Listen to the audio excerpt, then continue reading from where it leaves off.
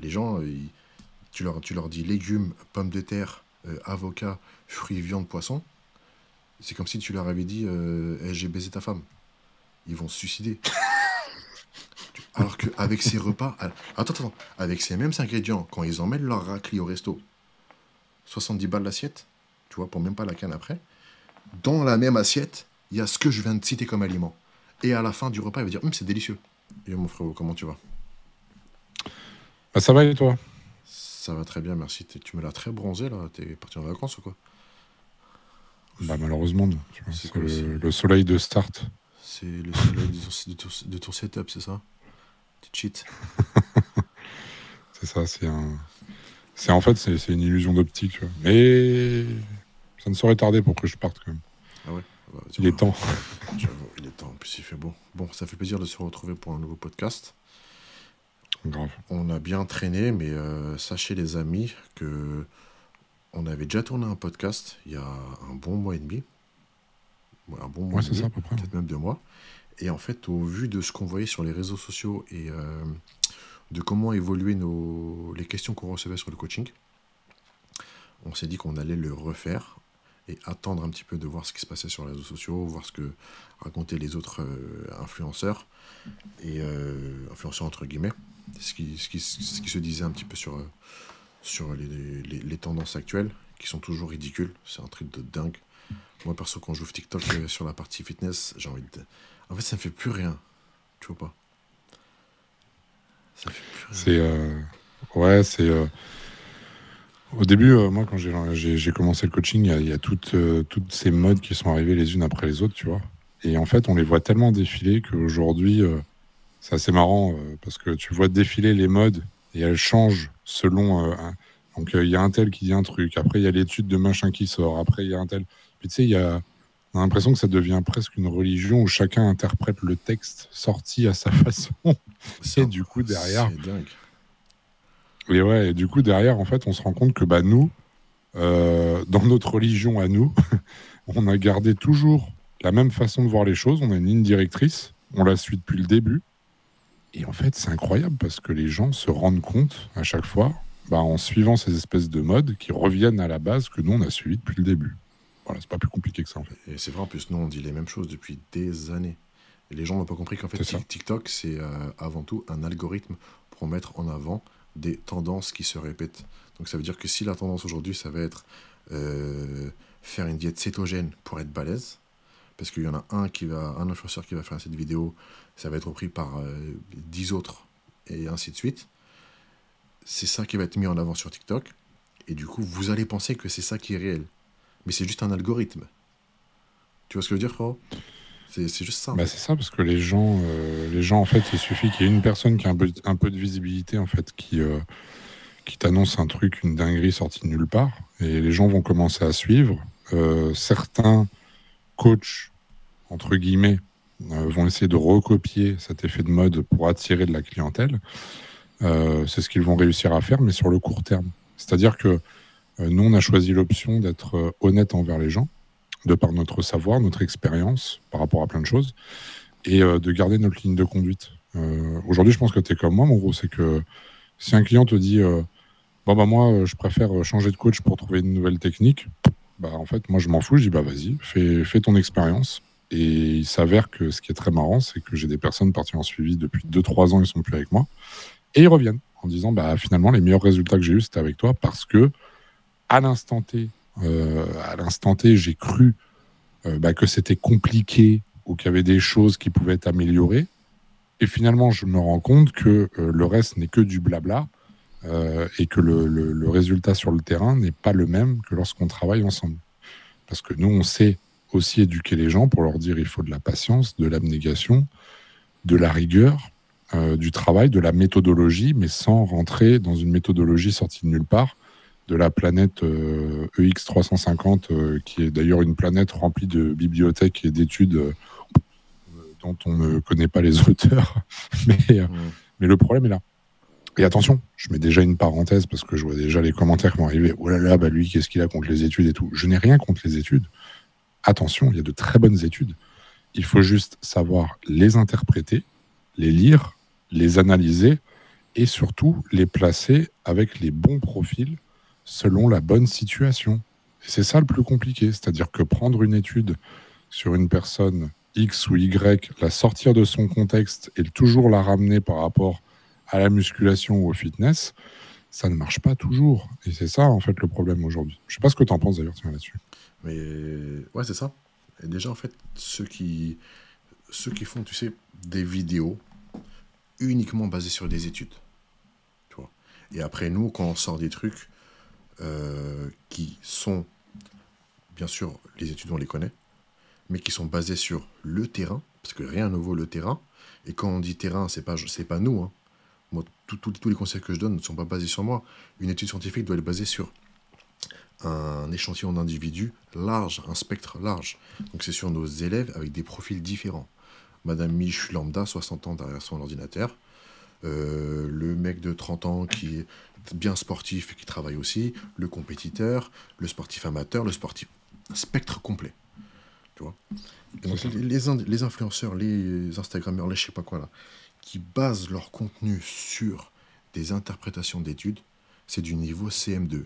Rappelle-toi, frérot, en CM2, quand on faisait des exposés, qu'est-ce qu'on faisait On allait sur Encarta, où on prenait une encyclopédie, on faisait un résumé, on l'apprenait, on sortait des chiffres, on faisait des schémas, bam.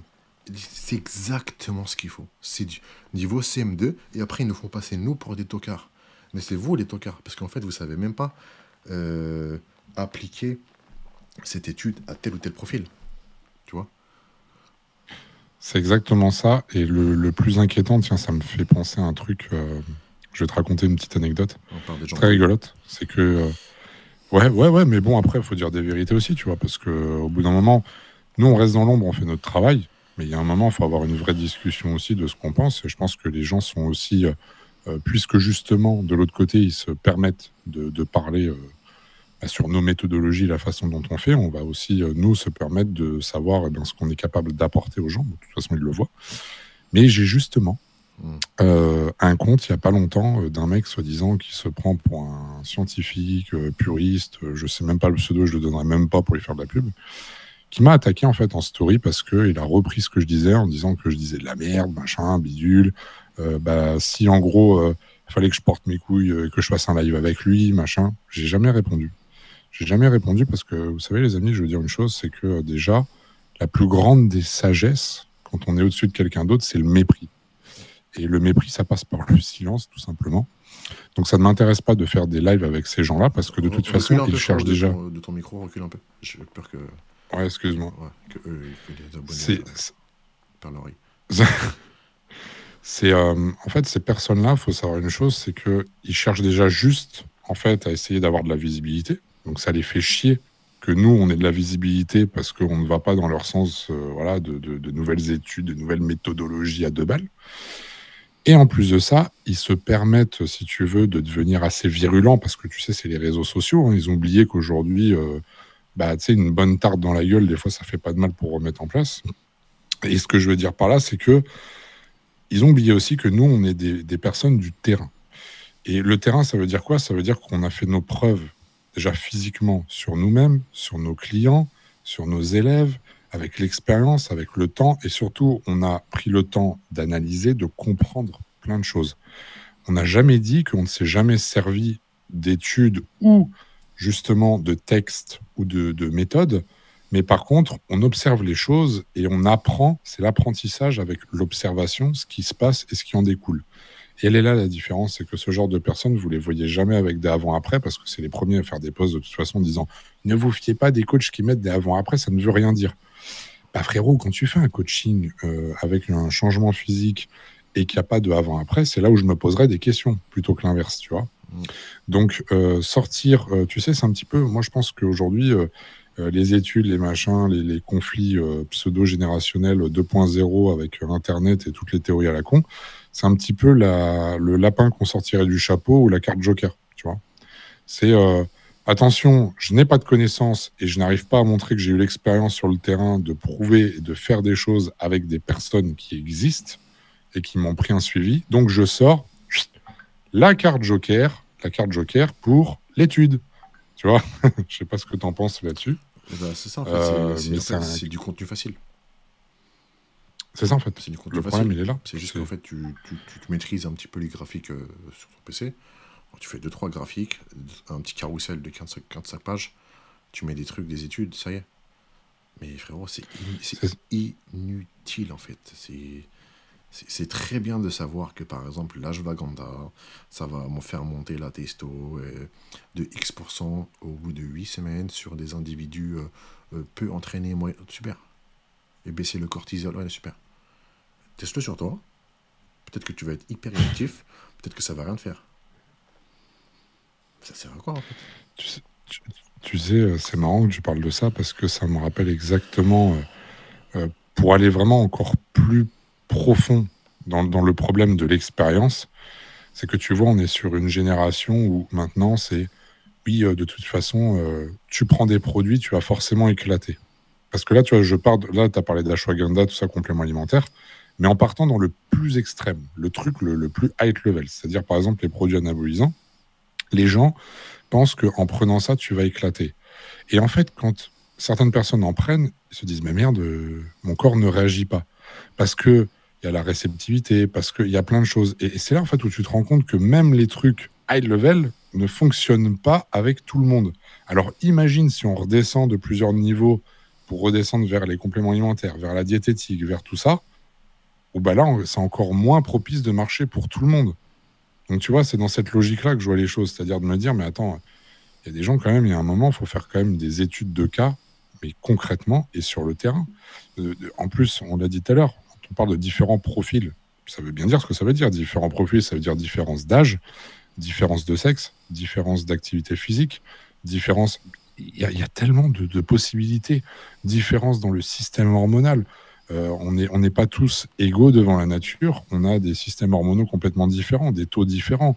Regarde chez les femmes, tu peux très bien avoir un équilibre différent entre les oestrogènes et la testostérone. Certaines femmes ont plus de testostérone que d'autres femmes.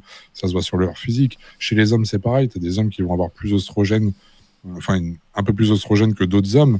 Donc c'est pareil, ça se verra aussi sur leur physique, etc., etc. Puis on parle des hormones assez basiques qui concernent le fitness, la musculation, mais on pourrait parler de plein de choses comme ça. Bah ça, c'est des études de cas, en fait. Et avec H, on a toujours bataillé là-dessus, c'est-à-dire d'appliquer concrètement déjà ce que l'on a appris, mais surtout ce que l'on a observé aussi avec le temps. Ouais, c'est ça en fait. C'est ça. Qu'est-ce que tu en penses? C'est- Ces derniers mois ont été très très enrichissants pour moi sur la partie coaching.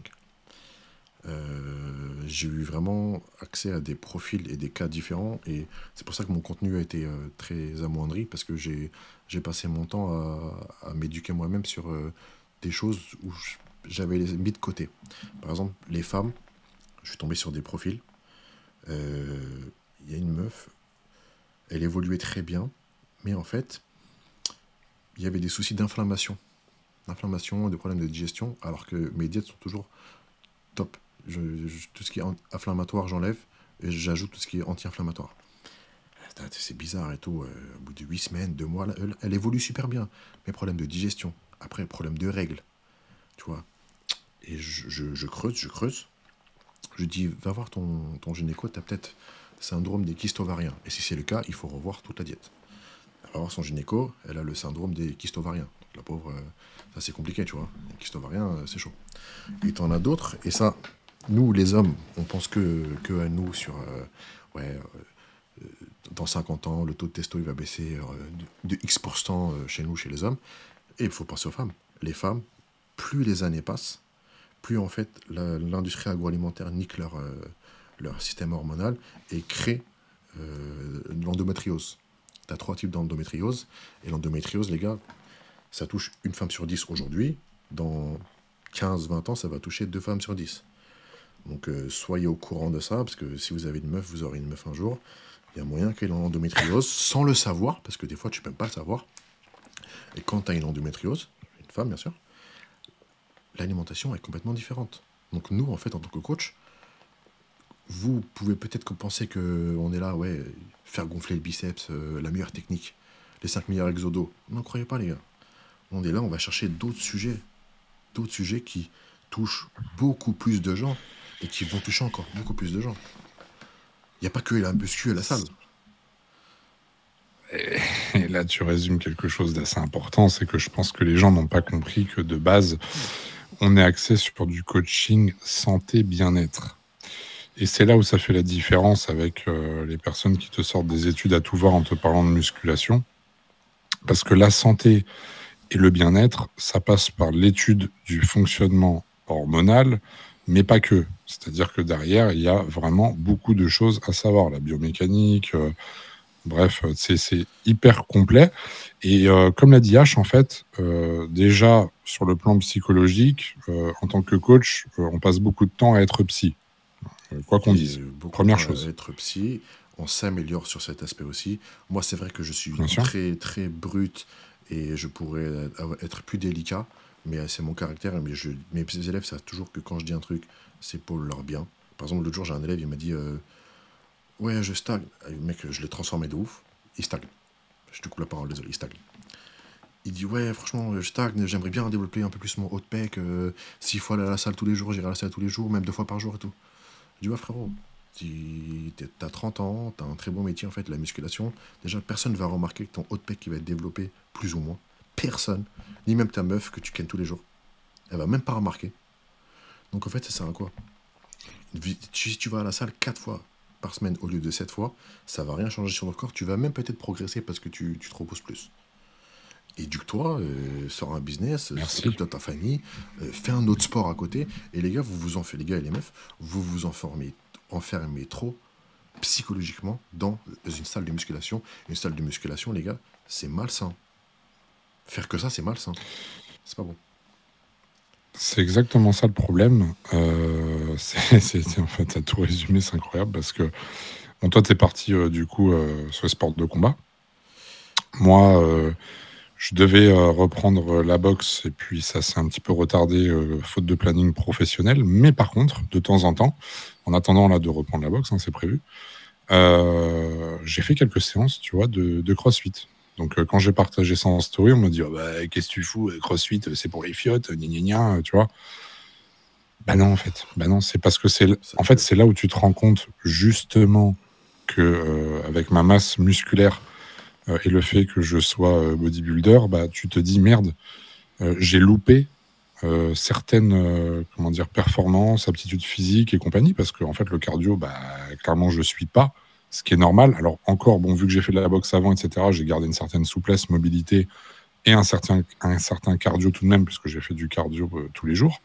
Donc ça va, mais comparé à d'autres personnes, bah, il y en a d'autres qui sont beaucoup plus complets. Voilà. Donc ça peut faire du bien de temps en temps de voir autre chose, comme tu l'as dit, H, c'est hyper important. C'est hyper important. Et puis, tu vois, il y a des questions qui me reviennent souvent, qui sont assez incroyables, du style, bah, tiens, Flo, est-ce que je peux faire du body et prendre de la masse musculaire, sachant que à côté, je fais tel autre sport et en plus j'ai un travail. Et tu vois, ce genre de questions, en fait, ça me dérange parce que je me dis, mais les gars, oh, réveillez-vous, vous avez un travail. Mais déjà, ça, c'est absolument normal. Vous croyez que les gens sont au chômage quand ils font du bodybuilding. Ne vous comparez pas à des bodybuilders professionnels. On n'en est pas là. Donc, même les bodybuilders professionnels, la plupart, ont un travail encore à côté. Donc, vous avez un travail, c'est normal. Vous avez une autre activité physique, il n'y a pas de souci. Tout peut se régler avec l'alimentation et votre entraînement. Mais il ne faut pas renfermer, du moins enfermer votre esprit juste dans le bodybuilding, juste à la salle de musculation, comme l'a dit H, c'est super mauvais. Sans compter que, en dehors de votre activité physique à la salle de sport, il faut avoir une ouverture d'esprit sur ce que l'on fait. Donc c'est pas forcément même d'ailleurs du sport, mais ça peut être beaucoup d'autres choses. Et tu as raison, mon gros. Moi, en plus, préparateur physique pour les athlètes, alors je peux vraiment en parler, surtout dans le body, où les gens, ils s'enferment complètement dans un espèce de mood, mais tellement malsain et mauvais, tu vois, Mm. où toute leur vie tourne autour de ça. Tout. Et c'est là, en fait, où je prends la comparaison. Tu te rends compte des mecs comme Jay Cutler, Félix et compagnie, ils sont Mister Olympia, Schwarzenegger. Mister Olympia, le plus haut niveau au monde, et on va dire que c'est les premiers mondiaux. Les mecs, ils arrivent quand même à avoir des business de fous furieux. Ils arrivent à être Mister Olympia, avoir une vie de famille. En fait, il faut comprendre que eux, ils sont beaucoup plus haut niveau et leur vie ne tourne pas autour de ça. Mais on va dire que c'est le bodybuilding qui s'articule autour de ce qu'ils ont envie de créer. Voilà. Et tu vois, c'est ça, en fait, aujourd'hui, le mood à avoir et que beaucoup de gens n'ont pas compris. C'est celui que moi, et grâce à Dieu, je m'en suis aperçu dès que j'ai eu mon enfant, c'est que je me suis dit, le monde ne peut pas tourner autour de la musculation, du bodybuilding. C'est pas possible. Ouais, c'est ça. C'est ça. J'ai un exemple flagrant, frérot. Quand je m'étais inscrit dans ma salle, dans mon quartier, là, j'avais changé. Ça fait 2 ans, je crois. Au début, je venais. Tu vois, je viens, bonjour, je passe ma carte. Salut, je te fais quoi aujourd'hui? Je m'entraîne. Le lendemain, boum, bonjour, je passe ma carte. Salut, je te fais quoi aujourd'hui? Je m'entraîne. La semaine d'après, boum, je passe ma carte. Bonjour. Salut, je fais quoi aujourd'hui? Pourquoi tu poses la question? Il me dit, je sais pas, tu fais les pecs, tu fais les bras et tout. Je dis, frérot, je m'entraîne en fait. Je dis, vas-y, viens voir comment je m'entraîne. Et je m'entraîne. C'est-à-dire, je m'entraîne. Je vais courir, je vais faire un giant set de 6-7 trucs. Je vais faire du renforcement, du gainage dynamique, la corde à sauter, ou peut-être du développé couché. Je m'entraîne. Et tu vois, juste cette question, elle reflète exactement notre société actuelle en France. C'est-à-dire que les gens associent salle de sport à culturisme, automatiquement. Une salle de sport, c'est comme une boîte à outils. Tu peux faire ce que tu veux avec. Tu sais, il y a quelqu'un, il va aller à la salle, il va se rééduquer parce qu'il sort de blessure. Il va faire une préparation physique parce que pour un sport d'à côté, lutte, boxe, je sais pas quoi, il va faire du culturisme. Il va juste faire du cardio pour se sentir bien. Il va venir juste pour le côté papotage et se faire des potes, tu vois. C'est une boîte à outils. Et il faut arrêter d'associer salle de sport avec musculation. Et ne pas faire de cardio. Mais là, si on part sur ça, frérot, c'est compliqué. Hein. C'est compliqué. Ça sur... j'ai envie de te dire, t'as lancé la perche. Si on parle du cardio, moi je veux bien. Hein. Parce que là, on est en train d'attaquer un sujet qui est important, où on parle qu'il ne faut pas se renfermer dans le body. Mais si on parle du cardio, je suis préparateur d'athlètes en body, je ne supporte pas de voir cet amas de conneries à dire que le cardio est néfaste pour votre masse musculaire. Je ne comprends pas d'où ça sort cette merde. C'est pas possible. C'est pas possible aujourd'hui d'entendre ça. On est en 2023. Quand vous avez une diététique adaptée, un entraînement adapté, et vous dire que le cardio peut venir cramer votre masse musculaire, mais vous vous rendez compte que le cardio, en fait, déjà, sans le savoir, vous êtes censé en faire tous les jours, puisque vous êtes censé marcher, vous êtes censé avoir une certaine activité. Vous vous rendez compte qu'on est rentré dans un système tel qu'on oppose le cardio qui est bon pour le cœur, pour l'organisme, pour votre souffle, pour votre récupération, pour beaucoup de choses, hein, pour le cerveau, pour la circulation sanguine, quand vous avez les jambes lourdes, bref, j'en passe. Et vous l'associez cardio égale perte de muscle. Catabolisme. Tu te rends compte qu'on enlève quand même une fonction qui est quasiment vitale, vitale, en fait, pour faire passer une masse musculaire devant. Alors qu'en plus, c'est totalement faux. Le cardio est un indispensable dans la vie de n'importe quel athlète. Et de plus, moi, ce qui me dérange, c'est que tu peux être bodybuilder, tu peux être culturiste. Moi, je viens de là, donc il n'y a pas de souci.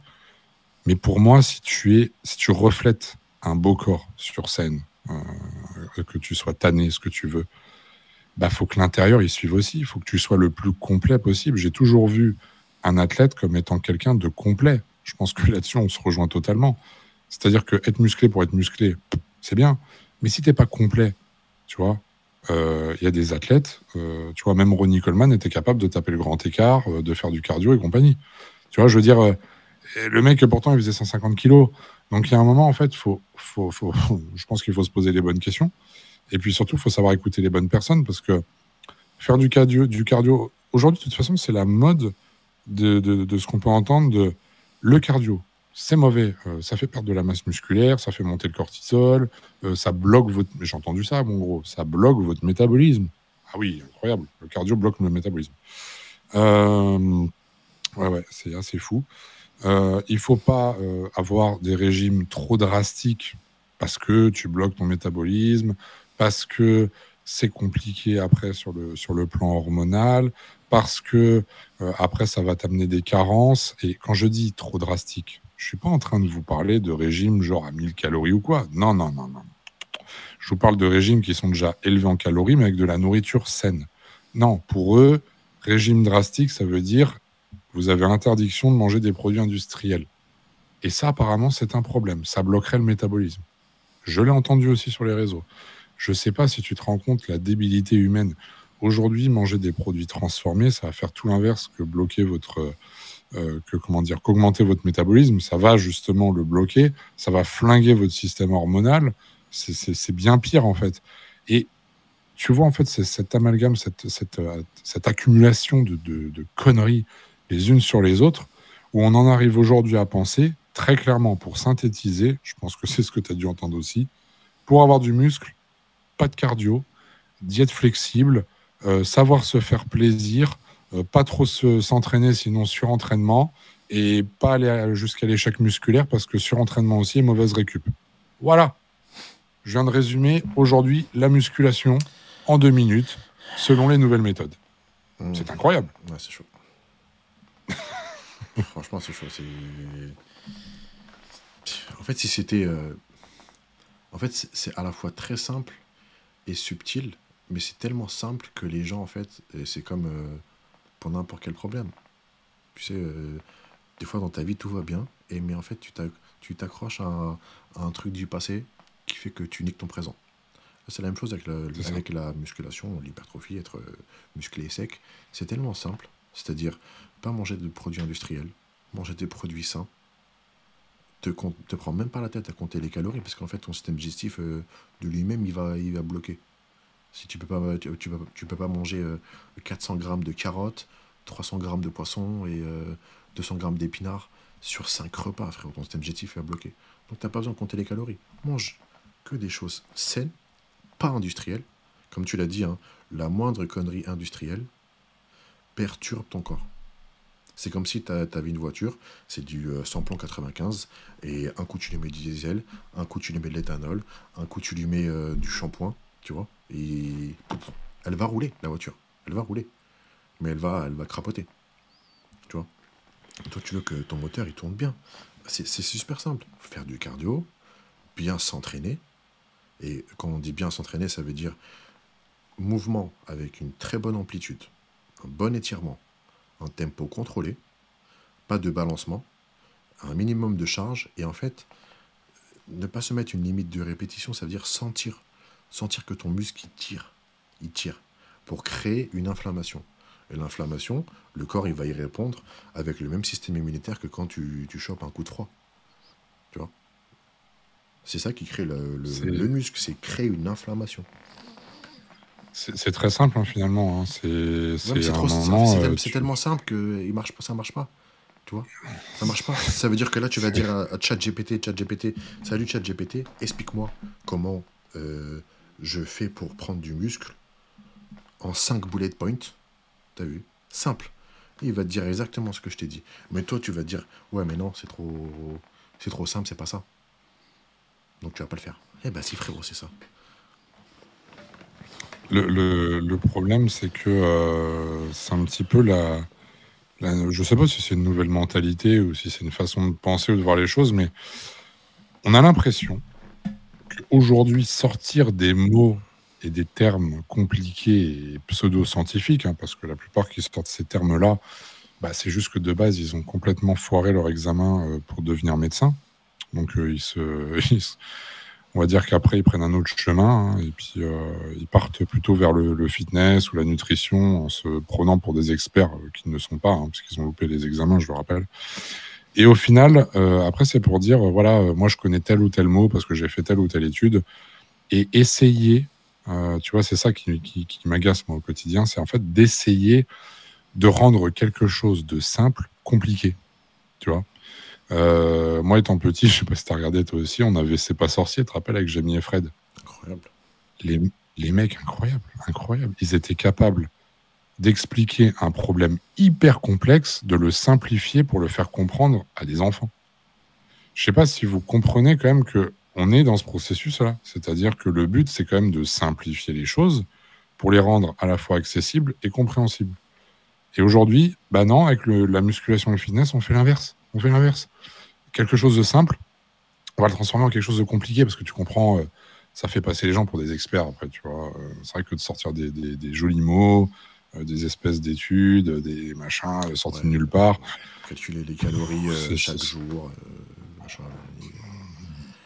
oui, puis toujours d'utiliser des termes, tu sais, pseudo-scientifiques, tu vois, pour essayer, nous, par exemple, en étant à l'ancienne, de nous faire passer pour des cons. Mais vous savez, on va vous dire une chose, tous les termes utilisés scientifiques, on les connaît tous, hein. On les connaît tous, mais la culture, c'est comme la confiture, moins on en a, plus on l'étale. Le but, c'est de simplifier les choses. On va parler avec des mots simples. Les mots simples, eh bien, c'est d'expliquer que, par exemple, si on vous parle de protéines, de ceci, de cela, on va vous expliquer la source, l'endroit où vous pouvez les trouver, comment les consommer. Voilà. Et puis, on va pas commencer à vous sortir des mots sortis de nulle part juste pour faire croire que ça y est, on est au-dessus du lot.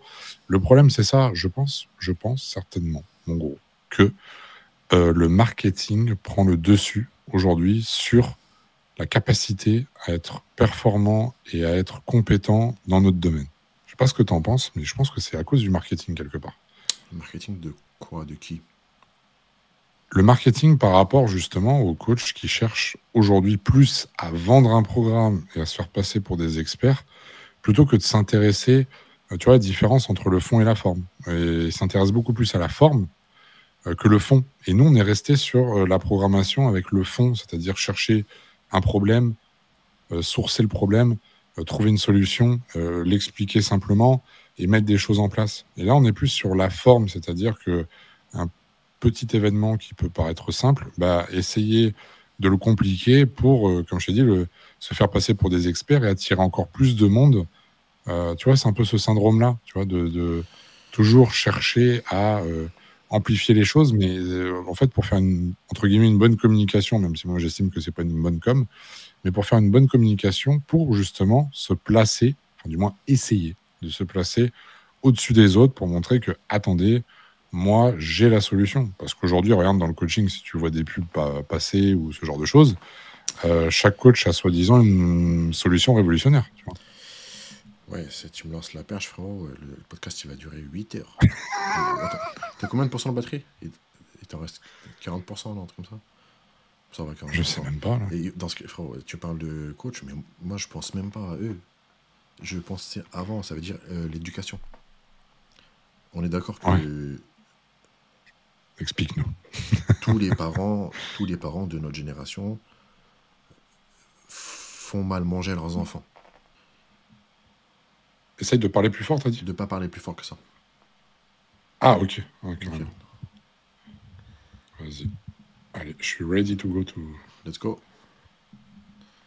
Ok. la baguette. Bon, les amis, vous connaissez Nostradamus. J'ai parlé de batterie, sa batterie a coupé. On reprend. Donc, je disais, frérot, on est d'accord. Les parents nourrissent pas très bien leurs enfants. Il suffit de faire les courses, tu vois les caddies, tu vois les paniers. Ça me fait mal au cœur. Après, je peux comprendre parce que la malbouffe coûte moins cher que la bonne bouffe. Et ça va aller crescendo. Ok. Donc, déjà, chez nous, depuis tout petit, on apprend à mal manger. C'est-à-dire, on met de l'huile pour cuire chaque truc. On mange du pain à chaque repas. Les pâtes et le riz, c'est la base de notre alimentation. Tu vois. On est dans un pays où il y a beaucoup de personnes du Moyen-Orient et d'Afrique qui, eux, la base de leur repas, comme chez moi en Iran, c'est le riz.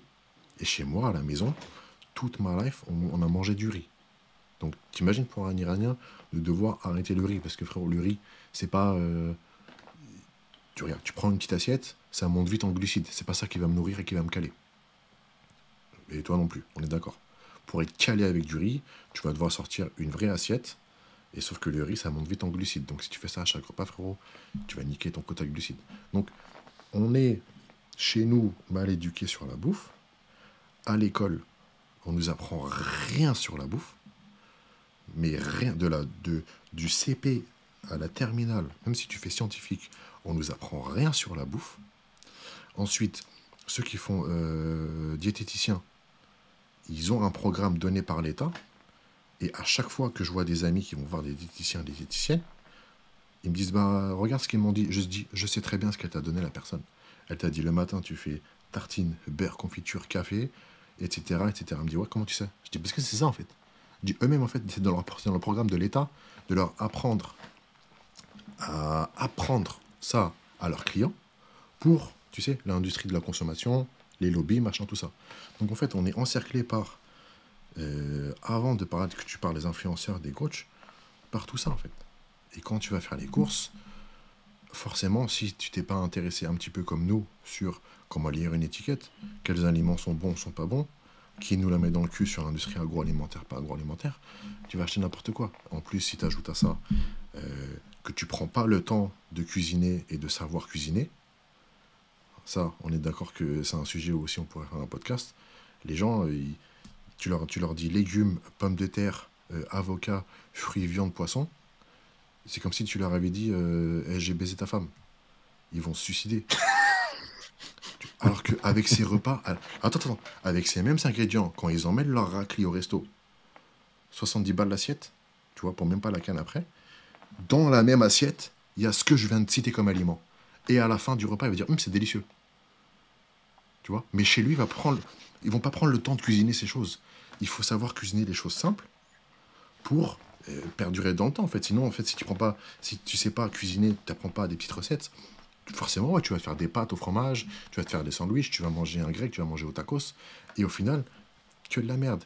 Et, bizarrement, quand ta maman te fait des plats, ou ta grand-mère, ou ta tante et tout, les plats, c'est quoi? C'est des aliments sains. Ok, ils vont juste rajouter voilà l'huile d'olive, ou voilà je sais pas quoi. Là-bas, c'est que des aliments sains.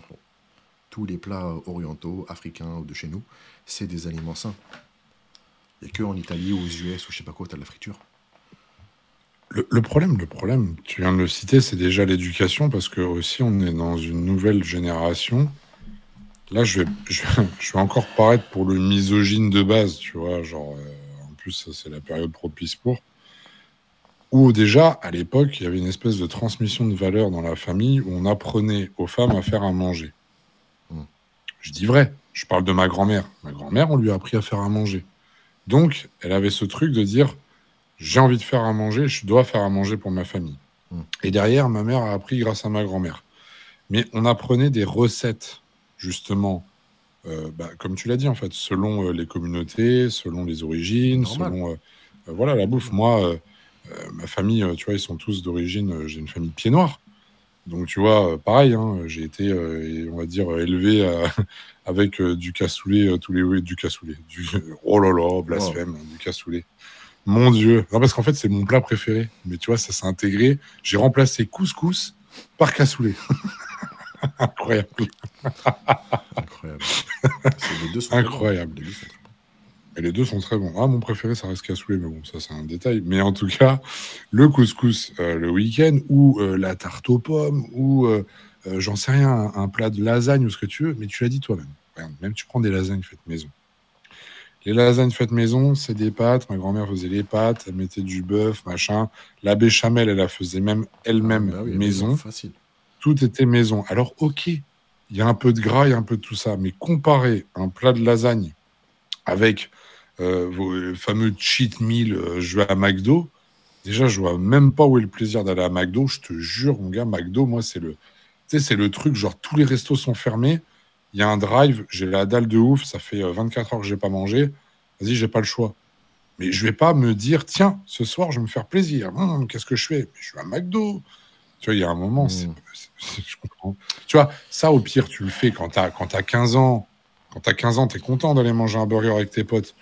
Mais là, tu vois, on est à un âge aussi, nous, on voit autre chose. Comme tu l'as dit, en fait, ça peut être de la nourriture. Regarde, on a de la chance d'être dans un pays, je le dis tout le temps, on a l'une des meilleures gastronomies au monde. Et ça veut dire quoi? Ça veut dire que tu vas dans un restaurant étoilé, où, comme tu l'as dit, tu payes 100 balles ton plat minimum. On va te servir quoi? Un produit noble. Ça peut être du poisson, genre du loup, tu vois, de la lotte Ouais, en tu vas poisson. manger Saint-Jacques avec petites pommes de terre et petites truffes dessus. Tu vas voir, c'est trop bon. Et tu peux le faire toi-même, hein. Du bœuf. Tu peux le L'autre fois, faire j'étais dans un toi-même. resto, j'ai mangé quoi? J'ai mangé, c'était du homard, Hmm. des ravioles de homard avec justement des petits copeaux de truffes là.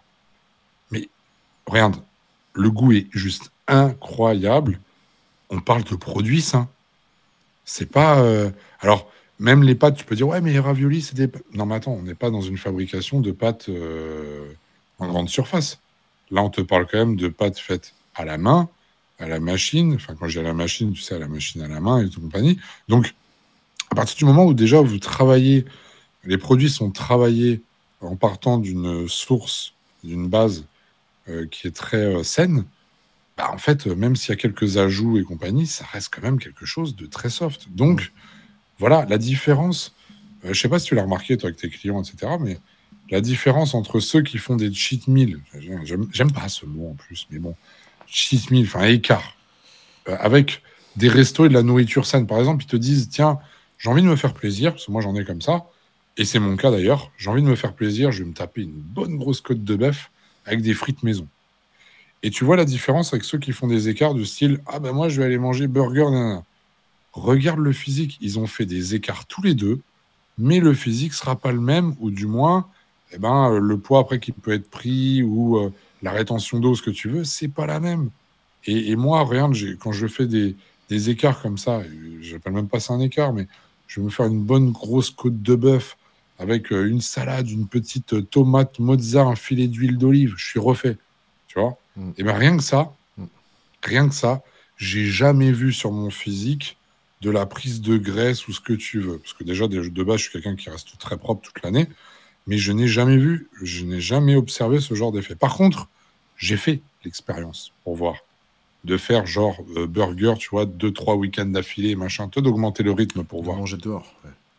Fast food. De manger dehors, mais de manger fast-food et Avec fast-food les. sale, tu vois. Ouais, les dégueulasse, hein. Déjà, J'ai vu la différence. déjà, en fait, ça nique le cerveau. La Puis, relation cerveau-bouffe, elle est éclatée. bien sûr. Et C'est, puis après, tu penses qu'à ça. la digestion. La digestion. Ouais. L'inflammation, à chaque fois. Regarde, moi, je connais pas une personne. Je te promets, je connais pas une personne qui me dit pas, oh, j'étais à McDo, j'ai le bide en vrac. Tu trouves Ouais. ça normal, en fait, de manger des aliments et d'avoir le bide en vrac? C'est un truc de ouf, hein. Je comprends pas. C'est pas normal. Je veux dire, en fait, votre système digestif, c'est quand même le deuxième cerveau du corps humain, hein. Ouais, Donc, à un c'est moment, très si important. tu ressens des effets négatifs, c'est qu'il y a un problème. Et encore une fois, avec H, on est d'accord pour dire qu'on n'est pas en train de bannir, par exemple, du fait de manger un burger. Mais si vous mangez un burger, bah, prenez quelque chose de qualité, en fait. Parce qu'on est les premiers à aimer ça, il n'y a pas de problème. Mais on va se tourner vers quelque chose de qualité. Voilà. Il y a une différence, en fait, sur la qualité des aliments. Je sais pas ce que tu en penses là-dessus. Je me bataille avec ça. Je parle toujours, moi, de la qualité avant tout. Avant de parler de calories, de machin de bidule, la qualité. Ouais, ouais, Qu'est-ce que tu en penses toi aussi? Moi, je sais qu'on est d'accord là-dessus, hein, mais bon. ouais, j'avais déjà expliqué ça dans les FAQ. Ouais, les sources. Ah On ouais. me posait. On me disait, les meilleures sources de glucides. Tu vois. Tout à l'heure, je t'ai parlé de riz. Le riz, oui, c'est simple, mais c'est vide de. En soi, c'est vide de nutriments. C'est juste du glucose, quasiment. En fait, tu vois. C'est juste du glucose. Fibres, c'est vite fait. Ouais, protéines, t'as rien. Vitamines, minéraux, t'as rien. C'est pour ça qu'en fait, quand tu manges une assiette, tu peux le digérer hyper rapidement. Et moi, le Ouais, riz, c'est pour ça, de toute façon, que. c'est la base chez moi, frérot. Tous les jours, on a du riz, j'en mange pas. Je peux pas manger Bah du oui. riz, tu vois. Et moi, je dis toujours, les légumes racines, pommes de terre, patates douces, carottes, betteraves, ignames, les fruits, avec ça, frérot, manioc, avec ça, t'es refait.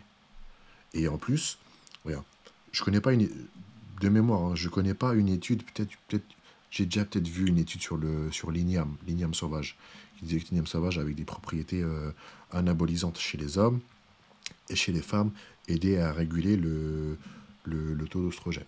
Bref. Mais sur le terrain,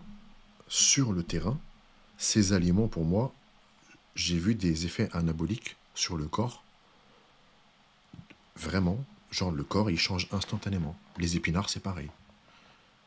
Tous mes amis, tous mes proches qui me font confiance, peut-être sur 10 personnes, il y en a une qui va écouter ce que je dis. C'est arrivé au Jiu-Jitsu, c'est arrivé avec Malik, c'est arrivé avec d'autres potes, c'est arrivé avec des élèves, avec des abonnés qui me regardent. Team Épinard. Ils ont flingué les épinards, comme j'ai dit. Et tu sais, la légende de Popeye, des fois, les légendes, en fait, elles sortent pas de nulle part. Tu vois, il y a du réel quelque part.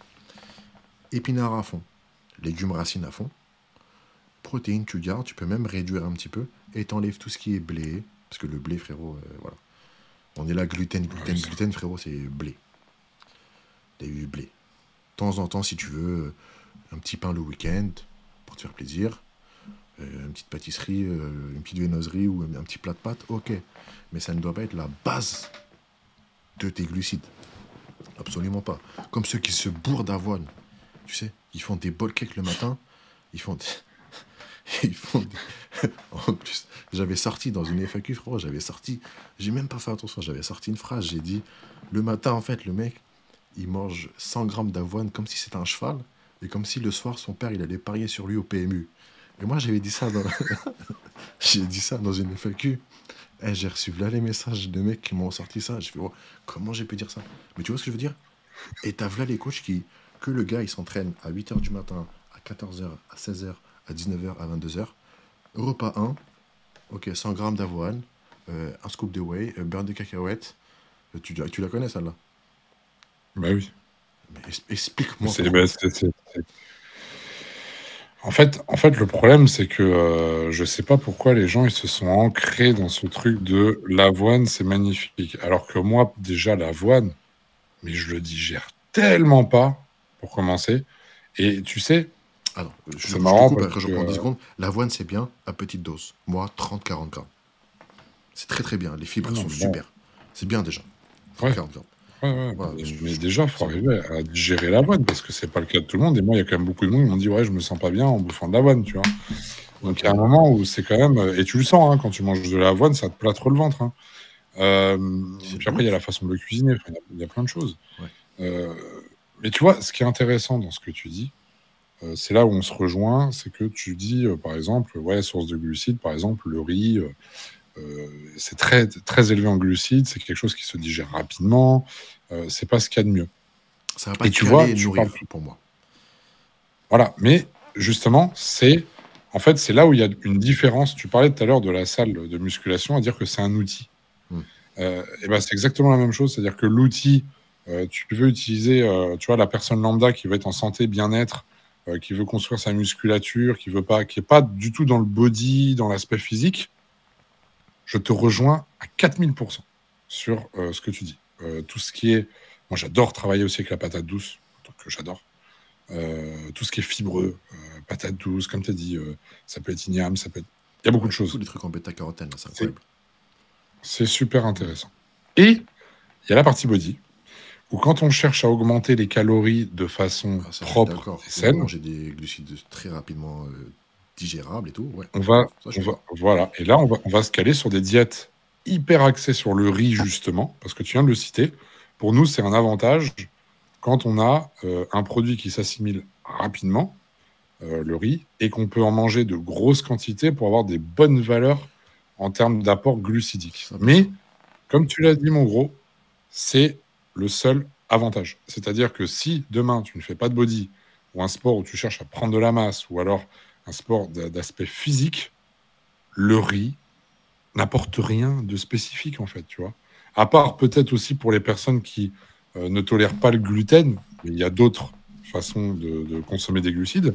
Mais en tout cas, et puis c'est encore une question d'équilibre. Tu peux très bien, pour une personne qui fait du sport mais qui ne fait pas de body ou quoi que ce soit, tu peux très bien consommer un plat avec du riz. Mais par contre, si dans ta journée, tu es capable de faire d'autres plats avec des produits à base de racines, etc., ou qui proviennent de la terre, hein, comme je dis, et ben ça peut être super intéressant. C'est une question d'équilibre. Mais c'est vrai que voilà, comme il a dit H, en fait, il y a deux écoles, c'est deux disciplines différentes. Il y a la partie musculation fonctionnelle, entraînement fonctionnel, santé, bien-être, etc. Donc, il y a une Sport, certaine approche de la diète, le sport en général. Et il y a la partie construction du physique, vraiment bodybuilding et compagnie, où là, le riz va nous intéresser, par exemple, hein, c'est un exemple, il va nous intéresser parce qu'on cherche à consommer beaucoup plus de glucides avec moins de volume alimentaire, hein, pour l'estomac, Et donc, le riz, pour le coup, là, est super intéressant. Mais par contre, effectivement, il a raison, H. Le riz n'apporte aucune valeur, à part des glucides, c'est tout ce qu'il apporte. Voilà, il n'y a pas de fibres, il n'y a rien. C'est pas un aliment qui est complet comme l'igname, comme la patate douce, comme ce genre de choses. Donc voilà, c'est pour ça qu'il faut faire une différence. Et vous voyez, on a un discours avec H qui tient sur deux disciplines, par exemple, deux façons de voir les choses, enfin de s'entraîner à la salle et de suivre une diététique. Et vous voyez, il y a deux façons de faire. Il faut pas, en fait, tu vois, le problème des gens aussi aujourd'hui, c'est qu'ils vont se dire, ah, H, il a dit que le riz, c'était pas bien. Ah bah non, finalement, t'as vu, d'Horizon, il a dit que le riz, c'était bien. Non, en fait, on se rejoint sur les opinions. Le riz n'est pas bien pour certaines personnes, et il y a mieux. Et pour d'autres profils, le riz est parfait, et il n'y aura pas mieux. Vous voyez, en fait, ça dépend de deux situations. Bien sûr. Et c'est ça dans le coaching, en Ah, fait, bah tu oui, vois. bah oui. Bah là, on va C'est répondre ça. tout de suite à ce que tu viens de dire. Ça dépend de deux situations. Tu prends une personne qui a du mal à prendre du poids, donne-lui du riz. Le digère en 2 secondes. Tu peux le blinder, c'est facile à cuisiner, c'est bon, tu l'associes avec plein de repas, nickel. Une personne qui a du mal à perdre du poids, ne va pas lui donner du riz. Parce qu'une personne qui a du mal à perdre du poids, il faut qu'elle soit rassasiée. Il faut couper la faim. T'as vu, t'es obligé de couper la faim. Exactement. Sans parler d'hormones, sensibilité à l'insuline, utilisation de triglycérides et tout cholestérol, d'abord coupe la faim. Parce que si la personne a la faim, c'est mort. Donc, et pour lui couper la faim avec du riz, il faut lui donner un saladier. Enfin, moi, perso, si j'ai pas un saladier de riz, j'ai faim. Je sais pas toi, t'as vu. Toi encore pire. Hein. Toi, c'est une marmite. Non, mais c'est vrai. C'est vrai. Tu l'as vécu. Bon. Ouais, tu étais là en recharge. Ouais, j'ai vu, tu vois. Mais ce qu'on dit là, en fait, et on ça. est dans un contexte, la musculation, moi pas que, mais c'est encore plus applicable pour pour les sports de performance. Performance, si tu manges mal, frérot, tes performances, elles sont éclatées. Tu vas courir, tu vas cramper. Tu vas faire un sparring de boxe, tu vas cramper, tu vas plus réussir à respirer parce que ton sang il va être pourri des conneries que tu as mangées. Ou au contraire, t'as pas assez mangé, assez bien mangé, tu vas être vide d'énergie. Donc c'est encore plus applicable sur le sport de performance, pour le bodybuilding, frérot. Et si tu crampes, c'est pas grave. Tu fais 1 minute de repos, tu tapes une petite taurine, tu bois ça et c'est bon, tranquille. Mais quand tu es en train de faire un sparring, tu es en train de faire ton running sur ton footing ou ton marathon, je sais pas quoi, tu crampes, c'est fini. Terminus. C'est encore plus applicable. Terminus. Je suis totalement d'accord. Et puis le souci qu'on a aussi, c'est que, comme tu as dit, les gens, je pense qu'ils négligent beaucoup trop aussi l'aspect alimentation, nutrition et compagnie, parce que, tu vois, même je le vois, hein, dans le crossfit, etc., ils en ont rien à foutre, tu vois. Ils en ont rien à foutre parce qu'ils se disent, bon, de toute façon, alors qu'en fait, il y a tellement de paramètres, mais je pense que c'est un manque aussi d'éducation, hein, ils n'y peuvent pas forcément grand-chose non plus, mais alors, il y a l'aspect éducation et savoir éduquer les gens et de l'entendre, mais je pense qu'il y a une partie aussi de curiosité à avoir. Moi-même, en tant que coach, je pense que j'ai eu la même approche que toi de me dire, OK, alors c'est bien, il y a l'alimentation pour avoir un physique et tout ce que tu veux, mais il y a une alimentation qui est hyper fonctionnelle derrière, c'est-à-dire, et c'est dans le type de suivi que je fais maintenant et que je suppose toi aussi tu fais, c'est une certitude, c'est l'équilibre pour la bonne santé. Et l'équilibre, ça veut dire quoi? Ça veut dire bien, avoir des taux hormonaux au top, d'avoir une biochimie au top, d'avoir, tu vois, plein d'éléments comme ça, de surveiller le foie, l'état de la filtration des reins, tu vois, une bonne circulation sanguine, des apports en minéraux, pas de carence, une bonne hydratation. En fait, il y a plein de choses qui passent autour de ça. C'est ce qu'on appelle aussi, et on passe par de la micronutrition. Et ça, c'est vraiment hyper important. Et je pense qu'aujourd'hui, justement, il y a beaucoup de gens qui ne connaissent pas ces fonctionnalités, ou du moins, on entend aussi tout un tas de conneries et de théories où on va te dire, tiens, tu veux de la vitamine C? T'as vu, dans la tête des gens, c'est un truc de ouf, ça. Tu veux de la vitamine C? Prends un verre de jus d'orange le matin. Alors que tu as tout sauf de la vitamine C dedans, tu vois. Mais il y a un putain aussi de marketing agressif où on te fait penser des choses. Et tu sais, il y a des espèces comment dire, notions ou de on-dit qui ont la peau dure, hein, qui ont la peau dure, non, c'est la tête dure, je crois. Qui ont la tête dure, tu vois, parce que, par exemple, t'as jamais entendu, toi, genre ta grand-mère te dire, ah bah, pour te calmer le soir et bien dormir, bois un verre de lait. Tu sais. Non, t'avais pas eu ça, toi? Moi, j'avais eu ça. Non, chez nous, on n'a pas ça. Bois un verre de lait, genre pour aller dormir, ça va te calmer. Ne bois pas de jus d'orange le soir parce qu'il y a de la vitamine C, Ouais, ça va t'exciter. ça, c'est vrai. Tu vois, ça, c'est un truc de ouf. Qu'est-ce qu'il y avait d'autre? Il y a plein de trucs comme ça. C'est. En fait, c'est des notions. Enfin, il y a vraiment la base à reprendre. En fait, tu peux dire à quelqu'un, mais tu sais que tu peux consommer de la vitamine C le soir.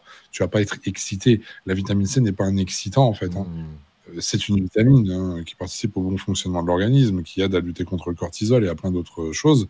Mais ce n'est pas un excitant. Et tu vois, dans la tête des gens, vitamine C égale effet de la caféine. Tu vois. Énergie. Et énergie. Mais ils confondent, voilà, c'est de l'énergie. Confondre énergie et énergisant. Ça n'a rien à voir. Énergisant, c'est caféine et énergie, c'est sucre. Tu vois, je pense qu'en fait, il y a vraiment des bases à reprendre de partout. Et le problème, c'est qu'il y a, voilà, il y a beaucoup aujourd'hui d'influenceurs et tout qui vont dans le sens des gens pour les appâter, en fait. C'est pour ça que je parlais de marketing tout à l'heure. Tu vois, si la personne... nous, on est dans une optique où, tu as vu, toi, t'es dur, moi aussi. C'est-à-dire que si nous, on dit c'est noir, la personne dit non, mais c'est peut-être un peu blanc. Bah non, on va pas dire c'est gris, tu vois, parce que la plupart des influenceurs, c'est ce qu'ils font. Ils disent que c'est noir, les gens leur disent non, c'est blanc, eux, ils vont dire bon, d'accord, c'est gris. Nous, depuis le début, c'est noir, non, c'est blanc, non, c'est noir. T'es pas content, bah ça reste noir, en fait. Tu vois, et on change pas on change pas notre façon de voir les choses. Et voilà, je pense que c'est pour ça qu'il y a une réelle éducation à faire aussi sur la base de chez la base. Tu l'as dit tout à l'heure, regarde avec les épinards et Popeye, mais il y a plein de choses, et d'aliments comme ça, tu vois, sous-cotés. Mais il y a plein de choses. Là, je vais te citer les choses récurrentes que j'ai en tête par rapport à mes 2-3 dernières semaines de coaching. Il y a beaucoup d'élèves qui veulent remplacer un repas solide par whey amande et avoir le même résultat. Ce n'est pas possible. Ça n'a rien à voir. C'est pas possible. Ensuite, qui dès le matin envoie voilà le fromage blanc, tu sais, fromage blanc, 2-3 conneries avec, café. Tu vois. Il y a un truc qui s'appelle l'acidité dans le corps. Et si dès le matin tu rends ton corps acide, t'as flingué ta journée. C'est pas pour rien qu'on parle de... Il y a beaucoup... Ça va être à la mode bientôt, je pense, dans 2 ans. Dans 2 ans, ouais, ça va être à la mode. Comme il y a 2 ans, c'était les cétos. Là, dans 2 ans, ça va être ça. La diète alcaline. Vous allez voir, les gars. Tapez diète alcaline sur Google. C'est pas pour rien qu'il y a des centaines de bouquins dessus, des centaines de médecins qui font des diètes alcalines. Si dès le matin, vous envoyez du café et les fromages blancs dans votre corps, vous rendez votre corps acide, vous flinguez le reste de la journée. Par contre, c'est là ça devient intéressant de placer le fromage blanc le soir ou le skyr, justement pour calmer la satiété et ne pas être réveillé par la faim et mieux dormir. Aucun problème sur ça. Ou pareil, tu sais, le matin, ils ne veulent pas manger solide ou ils n'ont pas faim. Donc ils vont faire, tu sais, whey, avoine, paire de cacahuètes, banane mixée et ils le boivent en 5 secondes comme un shot sur le nombril d'une Mexicaine, tu vois. Frérot, ton système digestif, il peut pas. Il peut pas. C'est pas possible. Et tu peux pas remplacer ça par des aliments solides, par ça, en fait. Et avoir un bon résultat, c'est pas possible. À part si t'es Ronnie Coleman et t'as besoin juste de 5000 calories juste pour respirer. Mais Ronnie Coleman, il n'y en a que un. Et aujourd'hui, voilà, c'est compliqué pour lui. C'est le problème dont tu parles. Il est assez récurrent parce que tu vois, même moi dans mes diètes, je suis comme toi, on inclut, je pense, beaucoup d'aliments basifiants. Et en fait, ça passe par des fruits, par des légumes. C'est des choses simples, hein, les amis. Hein. Et puis, il y a même des compléments qui existent pour réduire l'acidité dans le corps. D'ailleurs, je leur fais faire, moi, quand tu sais, ils ont des remontées acides où ils se sentent, tu vois, genre fatigués ou machin vieux, je leur fais faire, tu sais, les bandelettes où ils pissent dessus pour voir déjà le pH. En général, ça loupe pas, hein, c'est acidité au max. Donc, Il y a des choses simples à faire, à mettre en place. Et la culture body s'arrête à poulet riz. Pour qui, pourquoi, j'en sais rien. Même moi, pour te dire, hein, quand je mets de la patate douce dans les diètes, c'est oh, il y a de la patate douce, c'est pas du riz. Bah ouais, parce qu'il y a des choses plus intéressantes, en fait, tu vois. Donc ça s'arrête à ça. Ça s'arrête à poulet riz. Bon, pour qui, pourquoi, j'en sais rien, c'est resté comme ça. Et puis, pour les personnes un peu plus lambda, en ce moment, ça va être, faut faire de la flexibilité. Voilà. Et ce n'est pas parce que 20% de votre journée, vous allez être flexible sur votre diète que c'est un drame. Bah oui, 20% de votre journée, c'est vrai que sur une journée, c'est pas grand-chose. Mais si on les compte en jours, semaines, mois et années, les 20%, tu vois, c'est comme, je prends toujours le cas du mec qui a 6 repas par jour, et puis il y en a un, il fait ses 6 repas par jour, et l'autre, il en fait que 5. Bah, sur une journée, c'est vrai que c'est pas grand-chose. Mais multiplie par le nombre de jours, de semaines, de mois et d'années après. Bah, le mec, il aura mis à son adversaire je ne sais combien de repas, de milliers de repas d'avance, et forcément que le physique sera pas le même, tu vois. Bah, c'est exactement la même chose. C'est qu'il y a un moment, en fait, voilà, faut faire attention à tout ça. C'est pas simple, et en même temps, c'est simple. Voilà. Quand je dis c'est pas simple, c'est parce que je pense qu'il faut en fait déjà se tourner, écouter les bonnes personnes et avoir aussi une certaine curiosité dans l'éducation. Parce que moi, c'est ça aussi que je trouve un petit peu dommage. Tu vois, par exemple, mon fils, il va sur ses 7 ans. Je suis déjà en train de lui apprendre exactement. Je lui dis, tu sais, Mathéo, quand tu manges de la viande, qu'est-ce que la viande t'apporte? Bah, il me dit, je sais pas, du sang. Je lui dis, non, pas du sang.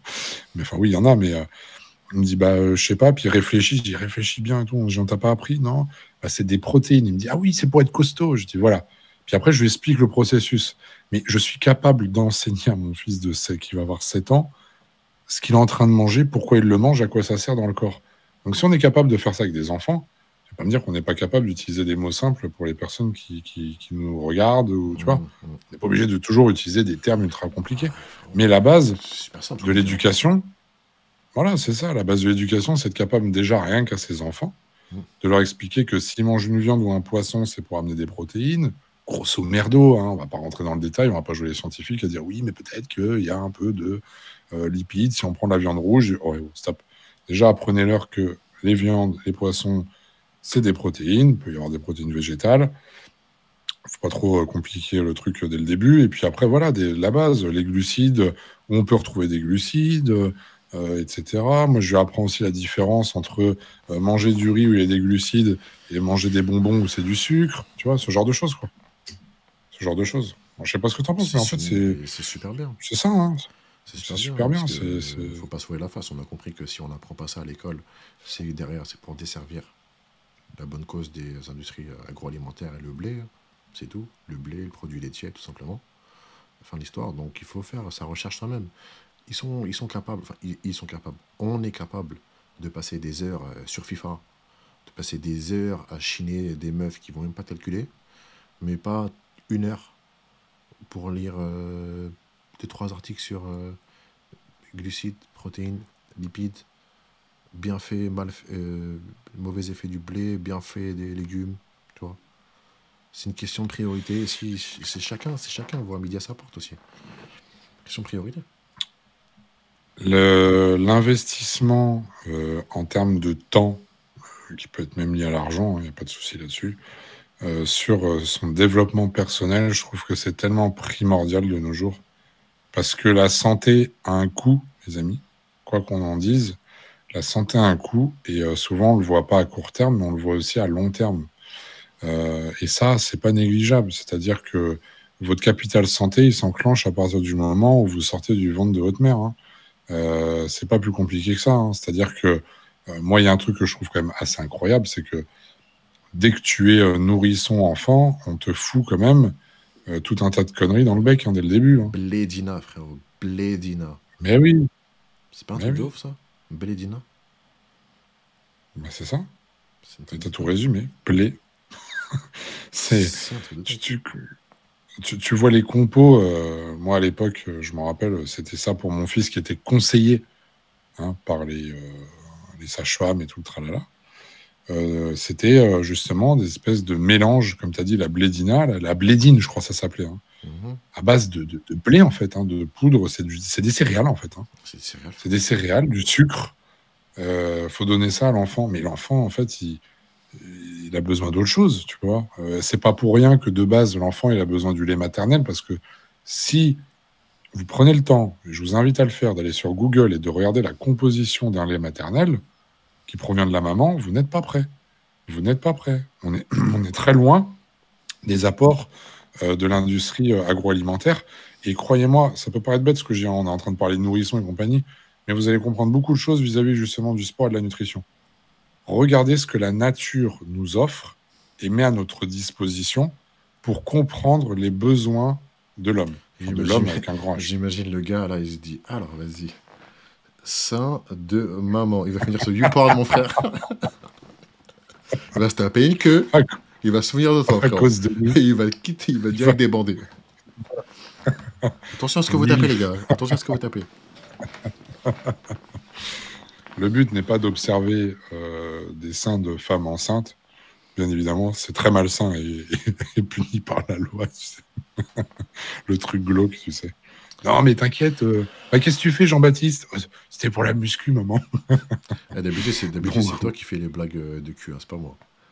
j'ai changé, T'as frère. changé, frérot. Qu'est-ce qui t'arrive? J'ai changé. Mais non, mais j'ai changé, tu sais. Une nouvelle version de moi est née. Combien de temps? Ça, je sais pas. Jusqu'à ce qu'on se voit en vrai. Bientôt. Ça sera pas ad vitam aeternam, mais du moins pour le moment. Mais non, c'est vrai que bah, vous pourrez regarder du coup la composition, puis vous vous direz, tiens, c'est marrant, hein, il y a quand même beaucoup de choses, énormément de choses, qu'on ne retrouve pas d'ailleurs dans le lait maternel, soi-disant en poudre, qui ont été remplacées par d'autres choses beaucoup plus nocives d'ailleurs. Mais voilà, c'est un point important en fait, c'est de savoir. H, il l'a dit tout à l'heure, hein, quand il a parlé justement d'igname, pommes de terre, patates douces, enfin quand on parle de ce genre de choses, épinards, etc. Bah, vous avez compris que c'est la nature qui nous met ça à disposition. Mm. À partir du moment où tu manges ce que la nature te donne, tu ne peux pas avoir de problème de santé. Ça, c'est. Tu peux pas avoir de problème de santé, de métabolisme, de toutes ces conneries. Tu peux pas être gros, C'est- frérot. Tu peux pas être gros. Voilà, tu peux pas être obèse avec ça, c'est pas vrai. Le mec qui me dit je mange de la patate douce avec du poulet, il me dit je suis obèse à cause de ça. Faut arrêter. Faut arrêter, les gars. Faut Frérot, arrêter. regarde, là, on est 28 mars. Ça fait plus d'un mois que je fais pas de sport, que je suis blessé. Je fais pas de shit. Je suis chez moi. Je fais rien. Je peux rien faire. Je me goinfre de pommes de terre, de légumes, de poissons, de viande, de fruits. Tu vois. Je me fais même des bols de céréales. Les céréales, farine de riz, un peu de farine de blé, des petites conneries de noix, machin, ça, tu vois. Du lait microfiltré non pasteurisé, attention, c'est un autre sujet. Frérot, j'ai pas pris. Je vois toujours mes abdos, j'ai pas pris 1 gramme. Je me pèse pas, mais j'ai rien perdu, rien pris. Un mois, frérot. Tu vois. Alors que quand je fais 8 heures de sport par jour, avec tous les compléments alimentaires dans la gueule, et que je mange une connerie de friture dehors, tu vois, ou un quick, ou je fais une connerie, mais frérot, même avec 8 heures de sport par jour, je le vois, et je le sens, j'arrive plus à respirer déjà. Je suis très sensible à ça. Tu vois pas. Les aliments sains, en plus on l'avait dit dans un live, et après on nous avait posé la question, ouais, comment prouvez-nous que en mangeant X calories d'aliments sains, on grossit pas? Frérot, il n'y a pas d'études sur ça, il n'y aura jamais une étude sur ça. Et comme je l'ai dit, ton système digestif, il va te mettre une barrière de lui-même. Tu vas pas pouvoir manger 15 000 calories d'aliments sains. Oui, si tu manges 15 000 calories d'aliments sains par jour, oui, tu vas grossir, c'est normal. Mais va les manger déjà, c'est pas possible. C'est impossible, tu vois. Là, on parle de 3005 d'aliments sains. Tu vas pas être gros. Tu peux pas être gros avec mangeant des carottes ou du poisson. Tu peux pas. Tu vas pas grossir. Bah, c'est pas compliqué, c'est que déjà le bol alimentaire il est beaucoup plus important. La digestion elle est beaucoup plus lente. Et surtout le processus de décomposition, je sais pas si le terme est bon, mais en gros dans les intestins, de séparation, on va dire, entre ce que l'organisme doit prendre, les protéines d'un côté, les glucides, les lipides, etc. Séparation des macronutriments. Le processus est beaucoup plus complexe, plus long, avec justement des aliments sains. C'est bien pour ça que d'ailleurs vous avez une glycémie qui est quand même régulée tout au long de la journée. Ça, c'est important aussi. Et puis, par rapport à votre indice glycémique aussi, en fait, ne regardez pas un seul aliment, ça c'est une belle connerie, mais regardez votre bol alimentaire. Parce que n'oubliez pas que un produit qui a un indice, entre guillemets, un petit peu plus élevé, si derrière vous rajoutez de la viande, des légumes, vous faites vraiment une assiette complète, un bol alimentaire complet, et en fait, le chiffre va énormément descendre. Il y a ça aussi. Ça dépend, faut pas. Mais en général, dites-vous une chose, c'est que par exemple, les produits qui proviennent de la terre ont plus ou moins, bon, à part le riz évidemment, mais ont tout de même tendance à avoir des IG, indices glycémiques, qui sont quand même relativement bas, voire moyens, mais jamais hauts. Là où on tape dans le très haut en termes d'indice glycémique, ça va être vraiment tout ce qui est justement sucré, ramifié. Voilà, hein, c'est des sources transformées de toute façon. Hein. Donc, on ne peut pas obtenir ça à part le sucre, hein, c'est tout. Hein. Donc, c'est tout. Hein. Il n'y a pas d'aliment extrêmement haut en termes d'IG. Puis de toute façon, les IG ne sont pas le plus important. Le plus important, c'est la charge glycémique. Mais ça, je vous laisserai aller vous documenter sur Google. C'est la base, frérot. Voilà. Mais non, c'est vrai qu'il y a quand même pas mal de choses à voir, de choses à revoir, de lignes directrices à prendre ou non. Mais bon, là, ce qu'on a fait, nous, en tout cas, voilà, c'est de rester fixé. Et puis, je pense que, on va pouvoir se mettre sur une colline et observer encore ce qui va se passer pendant des années, hein, parce qu'on n'est pas prêt pour ce qui va arriver, parce que je vois déjà une petite latence de la part de ceux qui avaient commencé la diète flexible. Ils sont en train d'y revenir, tu vois, je le vois de plus en plus, à dire, ouais, ça correspond pas forcément, nanana. Donc, tu vois, la mode, elle est un peu en train de changer de ce côté-là. Je me dis qu'elle sera la prochaine. Donc toi, si tu l'as dit tout à l'heure, on verra si tu avais raison sur les paris. Mais frérot, déjà, si tu fais une diète flexible, il faut être flexible sur ton objectif et le résultat attendu. Si tu vois, si ton résultat, c'est... Les professionnels de... Si tu veux être Sebum ou Michael B. Jordan de Creed, avec une diète flexible, tu seras la version flexible de Sebum ou Michael B. Jordan. Les experts te diront que non. Ouais, parce que tu n'as pas compris. Non, parce que d'après une étude, si tu manges, tu prends X personnes avec un contexte isocalorique, mais chez la moitié, tu mets plus de calories le matin et l'autre moitié, tu mets plus de calories le soir, pas de prise de poids, pas de prise de gras. Ça, c'est la conclusion de l'étude. La conclusion cachée de l'étude, c'est quoi? C'est ceux qui mangeaient plus proche le matin leurs calories que le soir, se sentaient mieux. Meilleure énergie, meilleur sommeil, meilleure récupération, meilleur bien-être, moins de stress, etc. etc. Tu vois? Donc ce n'est pas qu'une question d'apparence et de miroir.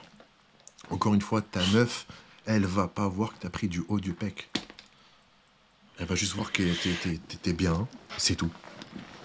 C'est tout. Ou alors si elle fait attention à ça, si elle fait attention à ça, ça veut dire que t'es pas bon avec elle. Si elle a le temps de regarder le haut de tes pecs. Ouais, de fou, tu vois. Mais même nous, tu vois, genre, on s'en fout en fait. C'est ça. Puis après, ça c'est du détail pour du compétiteur qui veut être à très haut niveau. Ça s'arrête là en fait. Ça s'arrête là. Et c'est pas le commun des mortels, on est sur 0,01% hein, de ceux qui pratiquent la muscu. Je suis large. Même pas, tu vois. Même pas. Non, c'est pour ça qu'il y a un moment, il faut savoir aussi remettre les points sur les i et se remettre dans la situation adéquate. Hein. C'est clair que là, tu vois, avec la flexibilité, machin, bidule, moi, j'ai toujours estimé que c'était une belle connerie. Ça veut pas vous dire, en fait, ça veut pas dire que vous ne faites jamais d'écart et que c'est une catastrophe. Mais une diète stricte ne veut pas dire ne pas faire d'écart. Une diète stricte veut juste dire qu'on contrôle vos apports et le type de nourriture, d'aliments que vous allez consommer pour que ça reste sain. Point barre. C'est tout. Ça ne veut pas dire, en fait, avoir une diète avec un bout de poisson et 2 asperges. Le problème, c'est ça. C'est qu'aujourd'hui, la diète stricte, quand moi je parle, je prône étant un préparateur qui met en avant la diète stricte, eh ben, on pense que la diète stricte, c'est 2 asperges, un bout de poisson et au lit. Ouais, C'est pas juxtaposé. ça. Et ça revient à ce que je t'ai dit tout à l'heure. C'est parce que les gens, ils prennent pas le temps de cuisiner. Voilà. Et je vais donner un exemple, frérot, Une diète, tu vas t'arracher les cheveux. J'avais un élève, j'en ai plus. si, là, je suis plus avec lui parce qu'il a atteint son objectif de loin. Non, non, ça fait longtemps. Bisous d'ailleurs, frérot. À un moment, il me dit, salut coach, le repas 3 vraiment, je peux plus, c'est dégueulasse. Je lui dis, je comprends pas en fait. Je t'ai dit légumes, pommes de terre, viande ou poisson et kiwi. Il me dit, ouais, mais franchement, c'était dégueulasse. Je dis, tu sais quoi, dis quoi, prochaine fois que tu le fais, envoie-moi en photo. Et là, je regarde en photo, je reçois. En fait, il a mis le kiwi avec la viande, avec les légumes, avec les pommes de terre. Parce que j'ai pas précisé kiwi à côté. Tu vois pas? Sans parler que il avait juxtaposé sa viande, ses légumes, sa pomme de terre. Il faut cuisiner en fait, tu vois. Ça veut dire que le truc négatif derrière ça, c'est que les gens, ils se disent, ok, je prends un coaching de 8 semaines, c'est-à-dire pendant 8 semaines, je vais suivre le truc. Mais ils se projettent pas. Frérot, dès le début, apprends à cuisiner en fait. Si tu dis pommes de terre, légumes, bah, écrase-les ensemble, fais une petite purée, et ensuite ta viande, marine-la, fais-la dans un air fryer, tu coupes en dés, en cubes, et tu kiffes en fait. Tu vois, cuisine un peu. Si tu juste imposes comme ça, frère, tu donnes ça à ton chien, il va pas manger. La vérité, hein. Moi, quand je donne un truc comme ça à mon chien, il mange pas. C'est, puis c'est marrant que tu dis ça parce que moi j'ai eu une approche avant où, tu sais, je mangeais en mode. Tu vois ce que je veux dire? Je mangeais body. Oui. C'est-à-dire que moi, tu me disais 200 grammes de poulet, sachin, c'était. Je cuisais ça vite fait, ou un coup dans le micro-ondes, et vas-y, on bouffe, et puis il n'y a pas de goût, et c'est horrible. Mais du coup, qu'est-ce que ça a engendré chez moi? Bah, ça a juste engendré un minimum de frustration. C'est-à-dire que je suivais mon plan diététique parce que j'avais mon objectif physique, mais que ce que je mangeais, Hmm. j'en étais pas satisfait.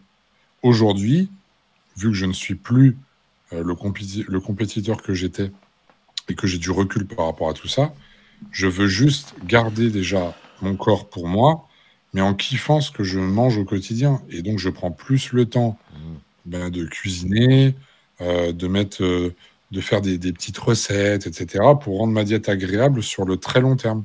Et ça m'évite effectivement de... Parce qu'il n'y a aucun intérêt, si vous voulez, à suivre une diète stricte, à essayer de manger genre un poulet qui a été cuit dans l'eau, j'en sais rien, et puis que finalement, vous pétiez un câble complètement le samedi soir. Vous allez au resto, vous allez au McDo, vous faites n'importe quoi tout le soir. Ça dure jusqu'au dimanche matin. Et après, on essaye de retourner. Non, soyez constant en fait, hein. Soyez constant. Ouais, c'est des habitudes à prendre. C'est-à-dire bien faire les courses, bien s'organiser, prendre le temps de cuisiner. En fait, il faut savoir que il n'y a pas plus précieux que son corps, en fait. On a de la chance d'être vivant, on a de la chance d'être dans un pays où tout se passe bien, hein. C'est des manifestations, tout se passe bien. Il y a pire, tu vois. Des pays où, genre, juste avoir une bouteille d'eau potable, boire de l'eau potable, c'est une mission. Tu fais 15 kilomètres sur une mobilette pour aller prendre un verre d'eau potable. Nous, on a toute cette chance. Donc prenez le temps de cuisiner, les gars. Et les meufs aussi, j'ai vu des trucs hardcore, hein. J'ai vu des trucs hardcore. Moi, Ouais. j'ai 2 petites sœurs qui savent pas cuisiner. Non, il y en a une, ça va, l'autre, non. T'as vu, franchement, la honte, en fait. Maintenant, là, elle a pris son appart. Elle est là, maman, viens, s'il te plaît, montre-moi des recettes. Ou elle me demande à moi des recettes. C'est la base. C'est la base, cuisiner pour soi. Si tu t'aimes pas cuisiner pour toi, bah, cuisine pour quelqu'un d'autre. Et ça va t'apprendre à cuisiner. Il y a voilà, en même temps, tu regardes sur TikTok, sur Instagram, les vidéos de recettes qui font plus de vues, c'est quoi? C'est des recettes éclatées au sol, sucrées, grasses et tout. Frérot, moi, si je fais ça, j'ai 5 millions d'abonnés sur Instagram avec des recettes grasses. Il n'y a rien de plus facile. Tu vois, si tu sais pas cuisiner avec de l'huile, du sucre, du beurre et du blé, c'est comme si tu étais moche avec le filtre chien sur Snapchat. Tu vois pas? Tu vois pas? C'est facile. C'est facile de savoir cuisiner comme ça. Mais justement, en fait, il faut aller chercher la difficulté. Va cuisiner sans huile, va cuisiner sans beurre. On est en 2023. Il y a 5 ans, il y a 5 ans, il n'y avait même pas d'air fryer. Il y a 10 ans, il n'y avait même pas d'air fryer. Avec un air fryer, tu peux avoir une texture Ouais, croustillante et moelleuse, sans huile, sans beurre. Déjà, juste ça. Ça change ta life. mais c'est On a ça, en fait. frérot, on est dans une société où ils ont inventé le Thermomix. Le Thermomix, tu te rends compte ou pas? T'as déjà vu ce que c'était? Bah oui, Le truc, il bah, bien t'épluche. sûr. Tu mets ton truc, hein. Il t'épluche pour toi. Il te cuit tes trucs et il te. Ah là, t'as rien à faire. Ils appellent ça de la cuisine. Tu vois pas? Et c'est eux qui sont trop malins. C'est Parce qu'ils ont ça, compris que les puis... gens ne savent pas cuisiner, en fait. Ils veulent pas cuisiner. Cuisiner, les gars. Mais ouais, et puis en fait ouais, mais tu vois, je pense que la cuisine, c'est pareil, c'est une question de tempérament, parce que toi, t'es comme moi, je pense que... Parce que moi, j'adore cuisiner aussi. Et en fait, on n'a pas eu besoin forcément d'ouvrir un bouquin de recettes au début, mais en fait, on se laisse guider par nos choix, par les saveurs, par ce qu'on a envie de dégager au travers d'une assiette, d'un plat. Hmm. Et on va se dire, tiens, je vais cuisiner mon poulet comme ça. Je sais pas si tu fais comme ça, toi, mais tiens, je vais mettre telle épice, je vais Je essayer. regarde jamais de Tiens, je recettes. vais. Bah voilà. Et bah Jamais. tu vois, moi, je pense que tu vois, c'est une question de tempérament, parce que tu as vu ce que je viens de t'exprimer là, ça se retrouve dans le coaching. Hmm. C'est-à-dire qu'on expérimente des choses, on est là, on essaye, on observe. Tiens, c'est bon. Ah, la prochaine fois, ça manque peut-être un peu de ceci ou de cela. Hmm. Tu vois, ça, c'est en fait, c'est une approche, je dirais pas scientifique, mais tu vois, d'expérience, mais en même temps, on retient de nos erreurs pour corriger la prochaine fois, pour que ça soit encore mieux. Hmm. Et ben, c'est ce que je fais aussi dans la cuisine. Et franchement, j'adore cuisiner, mais même si je mange pas le plat que je cuisine, juste de l'avoir cuisiné et d'entendre une personne dire «Oh, c'est excellent», ça refait ma journée, tu vois. Ah, ça, je suis d'accord. Ça refait ma journée. Je suis d'accord. Moi, c'est vrai que. Parce que tu te dis, waouh, je me suis impliqué. Ouais. La personne, elle me dit c'est excellent. Et elle me le répète 2, 3 fois. Franchement. Mais ça, c'est, tu vois, c'est des personnes qui aiment donner aussi. Tu vois, parce que combien de personnes j'entends, ah, moi, j'aime pas cuisiner. Oh, là là, pff, ouais, alors, et puis pour les autres, oh, la flemme. Mais c'est pas une question d'aimer la cuisine ou non. Je pense que c'est aimer partager, en fait. Tu vois, aimer faire plaisir. Je sais pas, c'est un tempérament, une culture, j'en sais rien. Tu vois, mais Si. on rentre aujourd'hui dans un monde où. Rien de aujourd'hui, on rentre dans un monde où si tu demandes à une femme qu'elle te fasse un petit plat, t'es misogyne, tu vois, il y a un moment, il faut arrêter, Ouais, quoi. ouais, Faut on va pas arrêter, rentrer dans c'est on va pas bon. rentrer dans ce sujet, mais. Non, non, on rentre pas dans ce débat-là. Ce que je veux dire par là, c'est que ce soit femme ou homme, on a le droit d'aimer cuisiner. Chez moi, on est 2 hommes, enfin, je pense, hein, parce que je n'ai pas été vérifié depuis le temps où on ne s'est pas vu, mais je pense pas que tu aies changé de bord, hein. Je suis devenu non-binaire d'un coup. Non, on va pas rentrer non plus dans ce débat-là. Ouais. Et je suis platane. Moi, Et j'adore cuisiner, hein. J'adore cuisiner. mais oui, que ce soit homme ou femme, c'est pas ça le problème. C'est que, en fait, aimer cuisiner, voilà, c'est juste un état d'esprit. C'est aimer faire plaisir aux autres. C'est pas, en fait, moi, je le vois pas cuisiner, mon gros, je le vois pas comme une espèce de tâche ménagère ou de Contrainte. contrainte. Tu vois Ouais, ce que je veux dire? absolument pas. Au contraire, moi, je kiffe. C'est moi, après, Moi, je sais pas. je sais pas pourquoi les personnes l'assimilent à une contrainte. À mon avis, les personnes qui l'assimilent à une contrainte ou un truc négatif, c'est qu'en fait, elles ont pas d'idée de recette. Elles ont pas des recettes. Une fois que c'est comme si tu savais pas dessiner, bah tu vas pas dessiner, tu vois. Ouais, ouais, ouais, mais pour rien, tu l'as dit toi-même, t'as jamais ouvert de recette ou quoi. Moi, j'ai pas forcément de Juste pour la recette, pâtisserie. mais Pâtisserie, t'es obligé. La pâtisserie, t'es obligé. oui, oui, oui. Mais après pâtisserie, par contre, j'en fais pas beaucoup. Mais par exemple, je vais ouvrir mon frigo. Hmm. Je vois du poulet, je vois du carré frais 0%. Tiens, il y a ça, il y a ça. Allez, vas-y, tiens, je vais essayer un petit truc. On va faire, tu vois, je sais pas, j'essaye un truc, tu Mhm. vois. Et de toute façon, si tu mets de l'amour dans tes plats, ça ne peut être que bon. Je me suis jamais vraiment gouré sur un plat, tu vois. Ouais, c'est Parce vrai. que c'est quand tu es dans le stress de dire, ah, est-ce que j'ai mis assez de sel? Est-ce que j'ai mis gna gna? Moi, je me pose pas de questions. Je me dis, je me laisse guider. Ah tiens, un peu de sel. Hop, je pense que c'est bon, tu vois. Je sais pas, mais je le Hmm. ressens. Tu vois, faut ressentir les choses, faut vivre les choses et donner de l'amour dans tes plats et dans ce que tu fais en cuisine. Ça se ressent sur le physique, mon gros. Regarde les Thaïlandais, les Asiates, comment ils sont. Mais ils mangent quoi, eux? Ils mangent que à base de produits sains. Et quand tu manges, tu te dis, waouh, mais comment c'est possible avec des légumes et compagnie de sortir un goût aussi exceptionnel?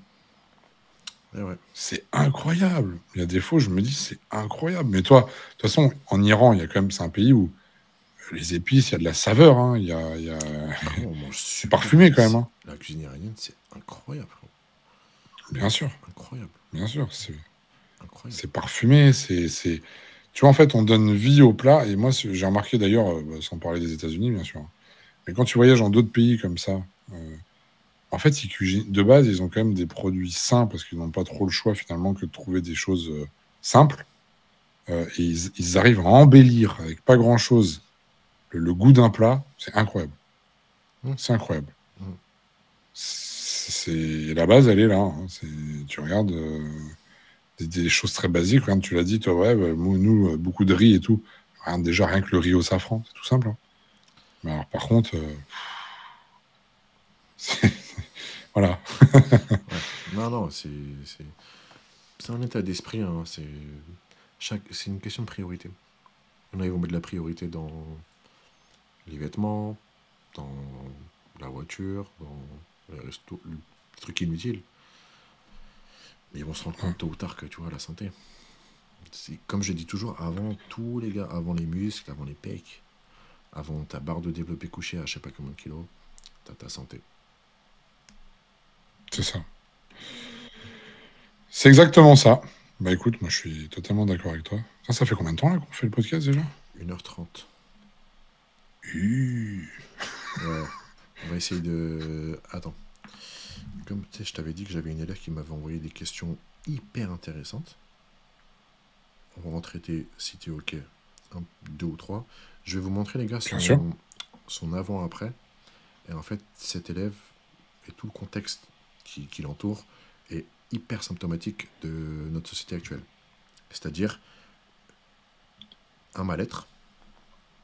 Ok. Ça peut être soit surpoids, soit au contraire pas de muscles chez un homme, difficulté à prendre du muscle.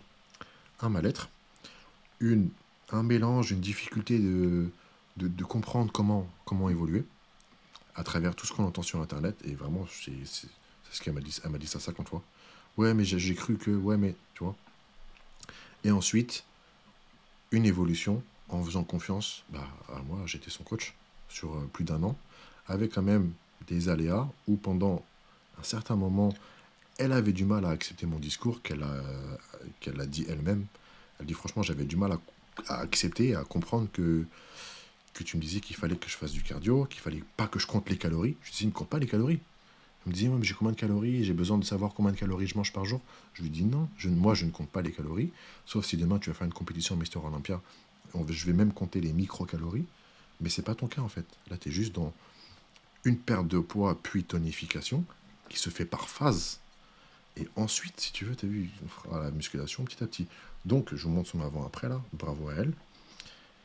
Le problème, c'est que elle est arrivée à un stade où, tu sais, quand tu as fait une perte de poids et que tu commences à avoir un bon petit physique, mais il reste la dernière couche de gras. C'est le plus dur, on est d'accord. On est d'accord, frérot, c'est le plus dur.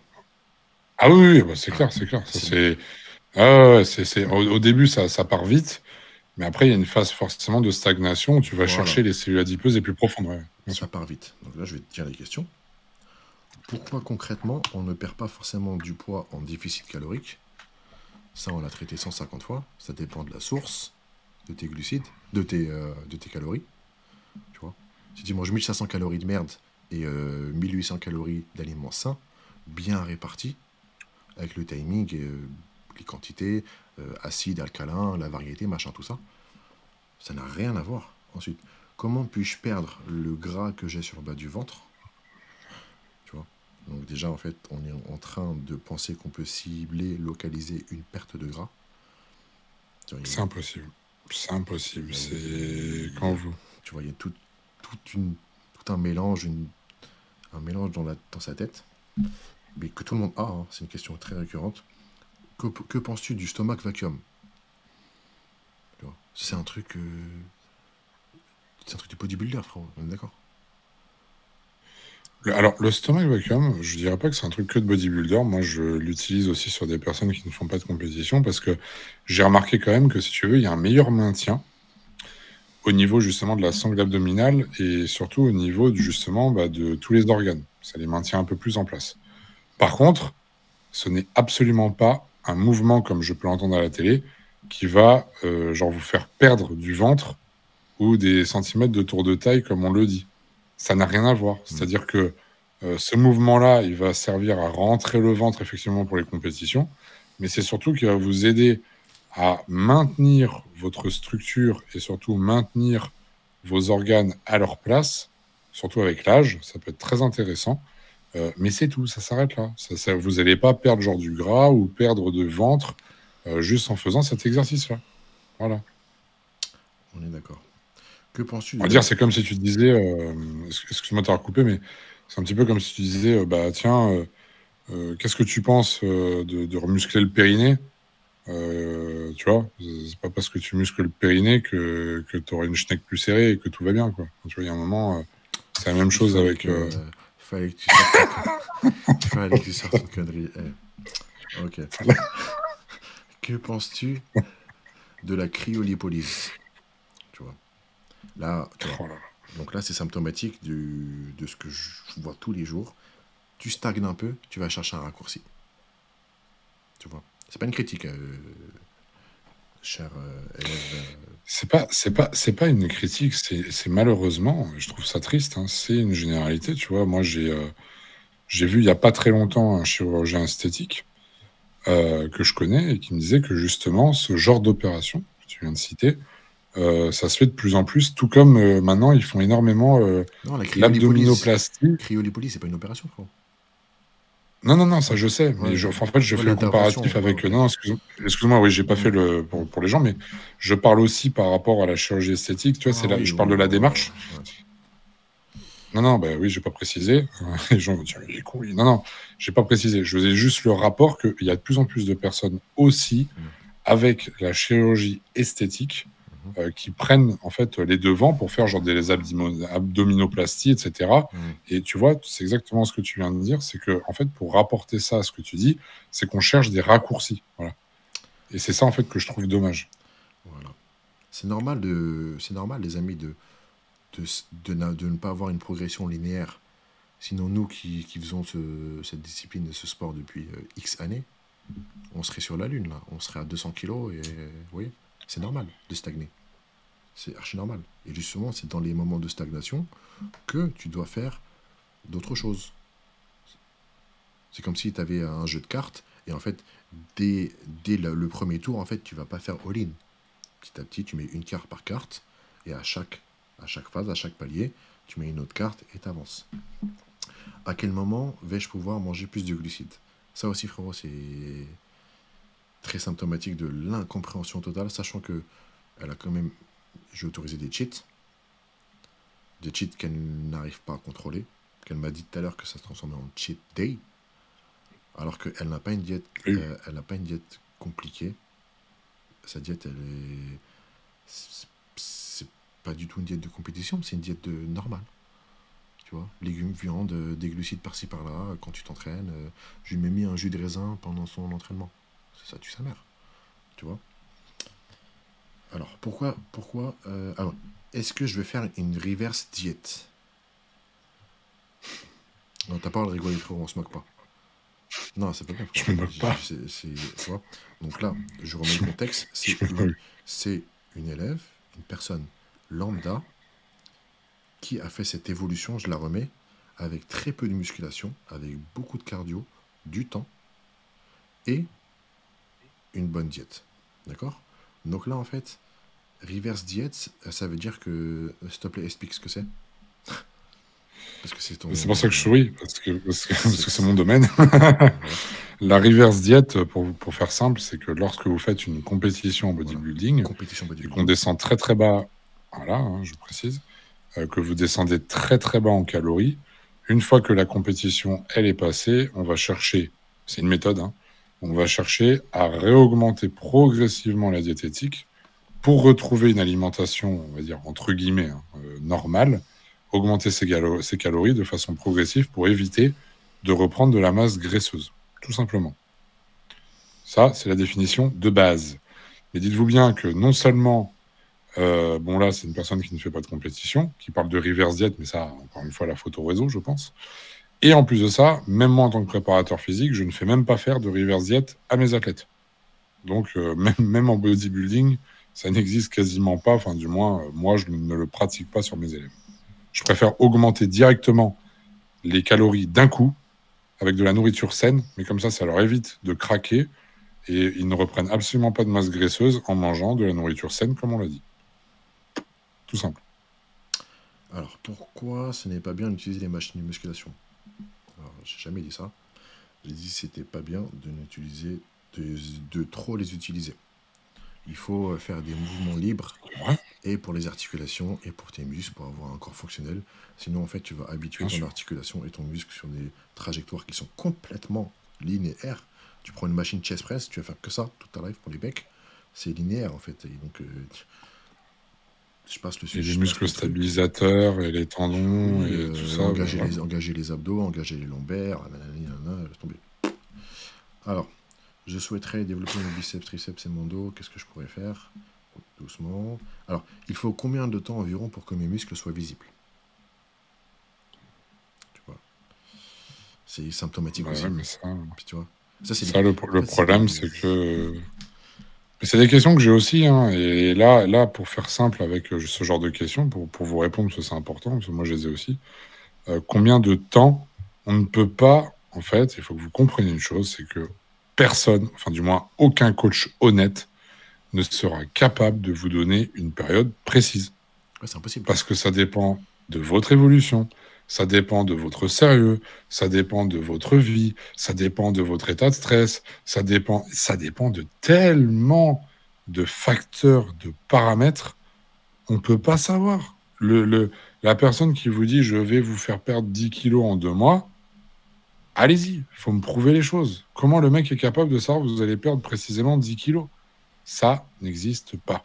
Voilà, tout simplement. Donc, ne vous fiez pas à ça et laissez les choses se faire, tout simplement. Et dites-vous que plus vous allez travailler et être sérieux et avancer dans le temps et suivre le plan, plus c'est susceptible de fonctionner. C'est pas plus compliqué que ça, en fait. Voilà, exactement. Et entre-temps, entre ces messages et aujourd'hui, ce qui s'est passé, c'est que déjà avant, en fait, quand je lui disais de faire du cardio, je lui donnais une durée et elle faisait son cardio. Quand je lui disais de faire des cheats, je lui disais, t'as le droit de faire un cheat, je rentrais pas dans les détails. Je laisse toujours l'élève faire les erreurs ou non. Comme ça, je vois à qui j'ai affaire et comme ça, on peut améliorer. Donc, je voyais déjà que ces cheats, c'était pas des cheats, c'était des TCA. Donc, il a fallu régler un TCA avec elle, Mm. qu'elle a toujours un petit peu, qu'on a réussi à régler un petit peu, mais jamais complètement. La preuve, tu vois, dans les questions, tu sens qu'il y a un truc qui va pas. Et sur la partie cardio, en fait, ça c'est un sujet que personne ne traite sur les réseaux sociaux, c'est que quand on dit cardio, il faut il faut parler des zones cardiaques. Si on te dit de faire 25 minutes de cardio, va pas faire des 25 minutes de cardio où ton cœur est à 85, 90. Merci. Voilà. Il faut que tu ailles chercher une zone, idéalement. Si on dit 25 minutes, ça veut dire que c'est un cardio modéré. Tu vas pas faire du hyper intensif pendant 25 minutes, sauf si tu as un athlète de haut niveau. 60%, 120, 60, ça BPM, suffit. 120, 130. Donc d'où Voilà, ça l'utilité va. hyper important, les gars, d'avoir une montre pour mesurer son BPM pendant l'entraînement et le cardio. Compter les calories, ouais, si tu veux. Voir le nombre de pas, ouais, si tu veux. L'iPhone, il le fait. Mais voir ton BPM. Et c'est là qu'elle s'est rendue compte, en fait, que pendant ses séances cardio, ce qu'elle pensait faire du cardio, modéré ou intensif, était même pas dans la zone de basse intensité. Donc, une fois qu'on a réglé ça, l'évolution, boum. Ce qui s'est passé ensuite, là, ces derniers jours, elle a fait tellement de cardio sur des machines. Et je lui ai dit, s'il te plaît, trouve un sport à côté. Trouve un sport à côté. Ne fais pas que de la salle. Ou le meilleur cardio que tu puisses faire pour ton objectif, c'est d'aller courir dehors, mais à haute intensité de faire du hit. C'est là que tu vas développer, en plus, avec ta génétique, des bons fessiers, des bons quadris, et des sangles abdominales et perdre du gras. Bah écoutez, ce qui s'est passé, c'est qu'elle a fait tellement de cardio, et elle ne s'est pas reposée, elle ne s'est pas assez reposée, elle allait 6 fois par semaine. Tellement de cardio que là, elle a les tendons d'Achille des deux côtés, qui sont... voilà, elle ne peut plus s'entraîner là, tu vois. Donc, à cause des machines, parce que c'est des c'est du sport d'impact. Le tapis n'est pas fait pour tapis à la salle. Oui. C'est pas bon. Et encore, là, c'est talon, c'est ton Achille. Heureusement, c'est pas le genou ou le bassin, tu vois ce que je veux dire? Ça aurait été beaucoup pire. Ça se trouve, le genou, il y a un truc. Donc, déjà, pourquoi ne pas faire les machines à la salle? Déjà, la réponse, elle l'a. Tu vois? Il y a vraiment, il y a trop de trucs à voir. Ouais, puis les machines, ouais, elles ont, c'est l'inconvénient aussi, hein, c'est que vous êtes limité. C'est encore une fois, on rejoint la muscu fonctionnelle. Hmm. Ou même moi, hein, j'ai fait l'erreur sur moi-même. Au bout d'un moment, tu sais, avec la prépa, tout ça, pour éviter de me blesser, justement, j'étais beaucoup plus sur des machines guidées, voilà, ou convergentes, on va dire. Et quand je suis repassé, là, que j'ai fait un peu de crossfit et je suis repassé à reprendre moi-même mes mouvements basiques, soulevé de terre, bench, ce que tu veux, je me suis rendu compte que ma force était redevenue éclatée au sol parce que j'avais plus de muscles stabilisateurs. T'as plus de muscle stabilisateur, t'as plus de gainage, et Voilà, le gainage. transfert ne se fait pas entre machine et poids libre. Ah non, Il se fait pas. Le transfert se fait pas. non, Le non. transfert, il va se faire par exemple si tu te butes au front squat et le lendemain tu vas faire un soulevé de terre. Ton soulevé de terre, il va éclater. Ça, c'est du transfert. Mais pas dans ce sens de machine à poids libre. C'est impossible. Non, C'est pas possible. non, non. C'est de la merde. Donc il y a vraiment des choses à optimiser, puis pour rester fonctionnel, et puis voilà, pour avoir une approche hyper complète, parce que quoi qu'on dise, oui, ce mouvement-là, en libre, ça peut être dangereux, gna, gna, gna. Ça peut être dangereux, certes, si on le fait mal, mais regardez tous les avantages et les bénéfices aussi. C'est-à-dire qu'aujourd'hui, pour être solide, si tu n'arrives pas à faire du développé couché, du soulevé de terre ou ce que tu veux, tu sens que tu n'as pas, si tu veux, ce tronc assez solide pour être capable de porter une charge. Et que, tu sais, c'est une sensation particulière, je te dis. Hein. Il y a ce ressenti de je me sens apte. Physiquement et intérieurement, je me sens solide, tu vois, quand je prends une grosse charge libre. Et à ce côté où je la tire, mais je sens qu'à l'intérieur, c'est fébrile. Hein. Le gainage, il n'est pas là. Les muscles stabilisateurs, ils partent un peu dans tous les sens. Et c'est ça, en fait, ça, vous ne pouvez pas le savoir, mais essayez les choses, vous verrez par vous-même. Vous allez tout de suite le ressentir. Hein. Quelqu'un de solide et bien en place sur ses appuis, je peux vous assurer qu'il le sent tout de suite. Hein. Et en général, c'est qu'il a bossé avec énormément de charges libres.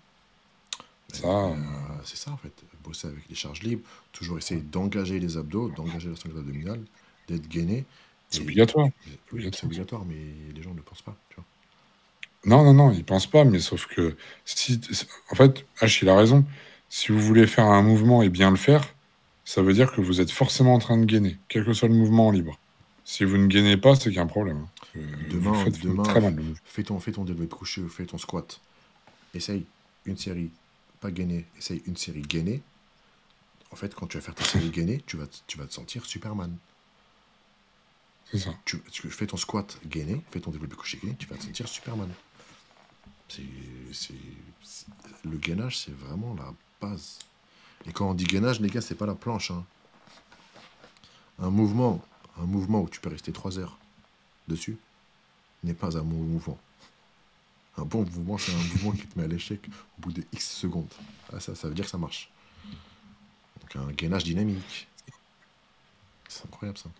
Le gainage dynamique, même le gainage, tu parlais d'un développé couché, ça veut dire quoi? Ça veut dire que la personne, elle a été capable d'ancrer ses pieds dans le sol, qu'il y a un transfert de charge et surtout d'être capable de verrouiller, serrer le fessier, serrer la sangle abdominale, inspirer et en fait être capable avec votre sangle abdominale, votre gainage et tous les muscles en fait stabilisateurs contractés, et ben de générer en fait cette espèce de bloc, ce monobloc solide qui va permettre de transférer la charge entre vos mains et vos pieds dans le sol. Et c'est ça qui va vous aider à pousser en fait. Ben ouais, c'est ça. Mais vous voyez les gars, juste là c'est une élève. Avec une élève, vous voyez tout ce qu'on peut traiter. Et imaginez le nombre d'élèves et le nombre de profils différents qu'on a. J'ai un autre exemple pour rebondir à sa première question. Sa première question, c'était pourquoi est-ce que dans un déficit calorique, on ne perd pas forcément du gras? C'était ça, frérot, je crois. Ouais, c'était ça. Ouais. Et bah écoute, quand je m'étais cassé les côtes là au JJB avant la Coupe de France, le mec qui m'a cassé les côtes en sparring partner, tu vois, bref, ça arrive, hein, on était potes. Une semaine avant, il y a Marvin qui vient me voir et qui me dit: ah ouais, il y a Manuel qui t'attend dans les vestiaires, en fait, il a besoin de toi pour la diète. Je dis: ouais, pas de problème et tout. Je vais le voir, il fait. Je dis: ah, t'as besoin d'aide? Il me dit: hey bro. Après, c'est pas en français le mec, JB, il n'y a pas de français. Hey bro, I'm trying cut weight, but I can't lose weight. Tu vois. Il parlait comme dans Creed Drago, tu vois. Il m'a tué. Donc en fait, le gars, il voulait changer de catégorie. À la base, il était à mon poids, à 92-93. Il fallait qu'il arrive à 85,5 le jour de la compète. Le problème, c'est que, en fait, depuis X semaines, il bloquait à 88, et la compète, c'était dans une semaine. Et I'm trying cut weight, but I can't. Tu vois, comme ça. Je dis: c'est ça, je dis: t'inquiète. Déjà, je lui dis: t'inquiète. Je lui dis: vas-y, dis-moi ce que tu manges.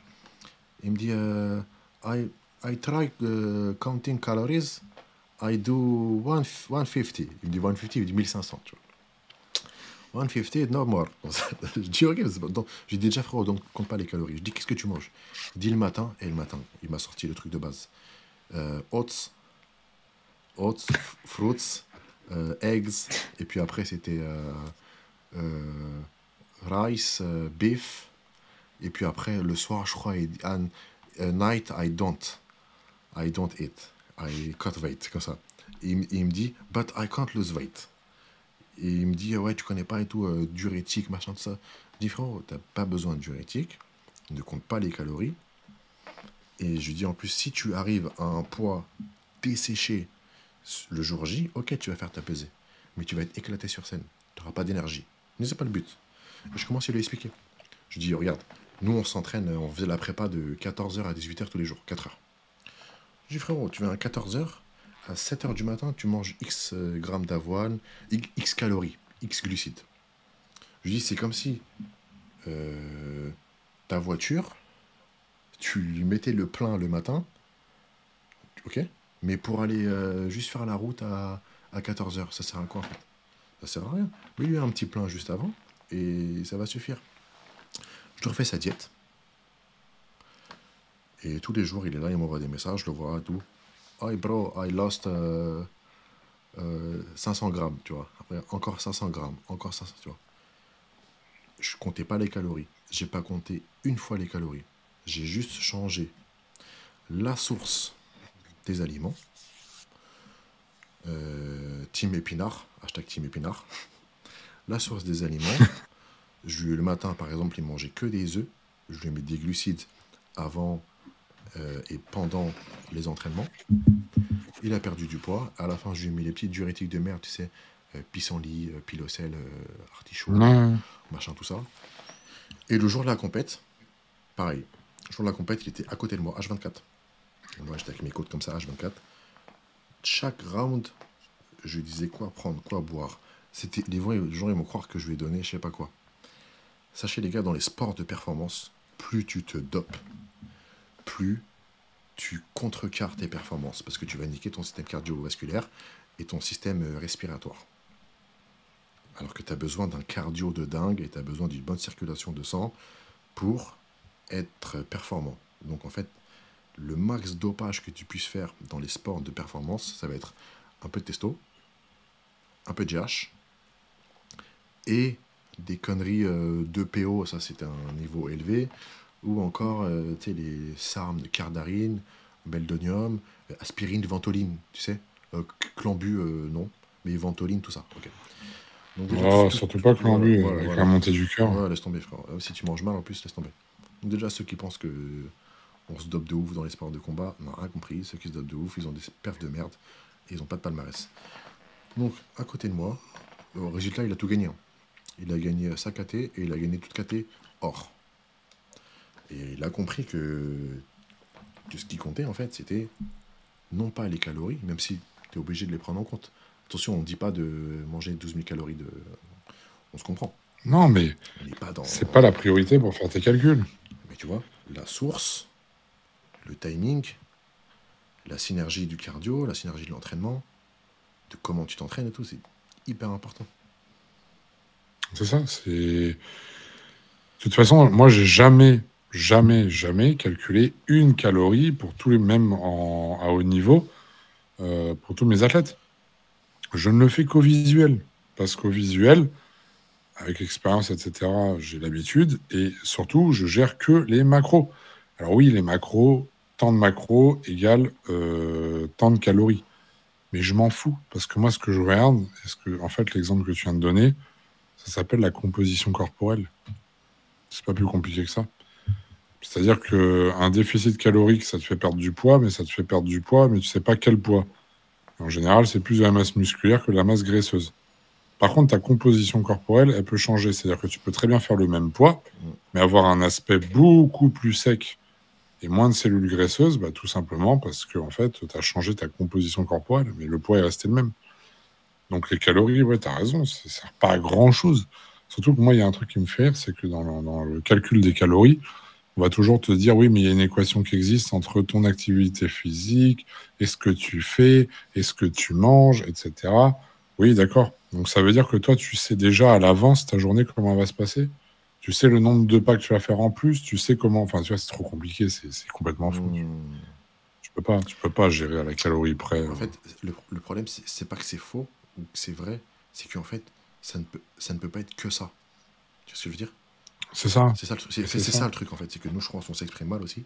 Et ils vont croire qu'on dit de la merde. On ne peut pas tout résumer à juste ça.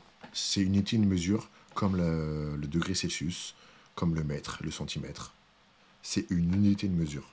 C'est tout. On ne peut pas résumer les choses à juste le nombre de calories.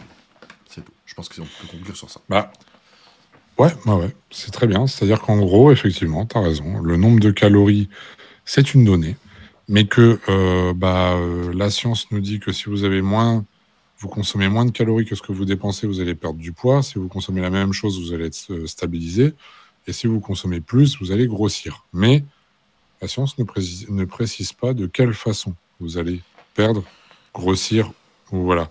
Et en général, comme a dit H, pour résumer très bien la chose, c'est que si vous consommez moins de calories que ce que vous dépensez, mais que les calories ingérées proviennent d'aliments transformés, ou du moins ce n'est pas une nourriture saine, bah, effectivement, vous allez perdre du poids, mais c'est parce qu'en fait, vous allez complètement bouffer votre masse musculaire et vous aurez quand même des cellules graisseuses qui viendront apparaître, mais sur la balance, ça ne se verra pas trop parce que la perte de muscle, en termes de poids, c'est plus important que la perte de cellules graisseuses.